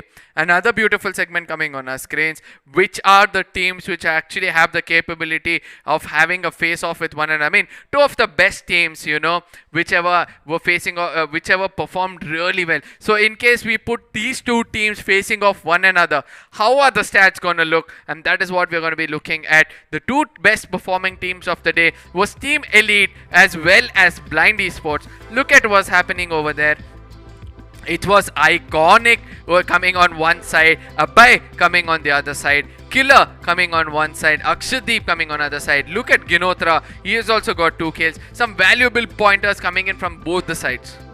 And as we look on to Team Elite, Iconic, Killer, RDP and Jonte, all the 4 players have given equal contribution, but as we look on to Iconic and Killer, they have been able to carry the team as they had preferred to. As we talk about Abhay, the last player standing, you remember him crawling out, being a slithering snake, 7 kills. So you can see Abhay is a player you can depend when it comes to Team Blind Esports. At the same time, Nivesh is the one who gives them support that they need. Ginotra obviously taking the entire team, leading them towards the final zones, and Akashdeep being the sniper of the team. At the same time, also he goes in with the grenades, and the way he executes those grenades onto we have been saying those are the beautiful moments that we had to watch out for when it comes to Team Blind Esports as well as Team Elite. Yeah, but at the same time, I forgot to mention you about one thing which actually is an amazing thing about Pocophone, which I always, looking. The dual speakers. In case you're playing, you don't have a headphone, you don't need to worry. The dual speakers are going to give you everything perfectly out of it. So that's one of the other thing. Now, we are going to look at the people's choice, superstar of the day. The most crucial thing for any player being nominated to see how much love he gets. It is going to be the 3 players, and amongst them it's going to be Killer. Killer. Oh my goodness. 79% Team Elite back again. 3 days. 3 players, Team Elite, and at the second place is Evil Army Beam with 18% and Blood Bashers Insane Aryan with 3%. But you can see the amount, the majority of people voting in for almost 80%. Almost 80%. 1%. I think I'm gonna go in and open the chat and then go vote again. Yeah. Make it a bit towards 80% and just getting that onto Team Elite. I mean, that comes up to say Team Elite being one of the favorites when it comes to Snapdragon Free Fire Pro Series. First day Pahadi, second day Iconic, third day comes Killer, fourth day let's put up the 4th player and make sure that these people are the superstars of the tournament itself. So very well, fan base being built up by Team Elite at this point. And I think tomorrow we are gonna see, like the next day, that is Tuesday, we are gonna see again a player of Team Elite coming up. Jaunty coming up, and maybe the entire squad. Or RDP also. Or maybe we'll have to send in one of the trophies, actual trophy to their place. But finally, the moment has come to bid adieu to the league stages week 1. Yeah, it's on a sad note. We have to say, you guys, that we're going to take a leave now. We are going to be coming back in the next week. Until then, you guys have to hold on for us. Subscribe to the channel. Do not forget, we are there for you guys. This is Arun and this is Arka as well as Red Cape signing off.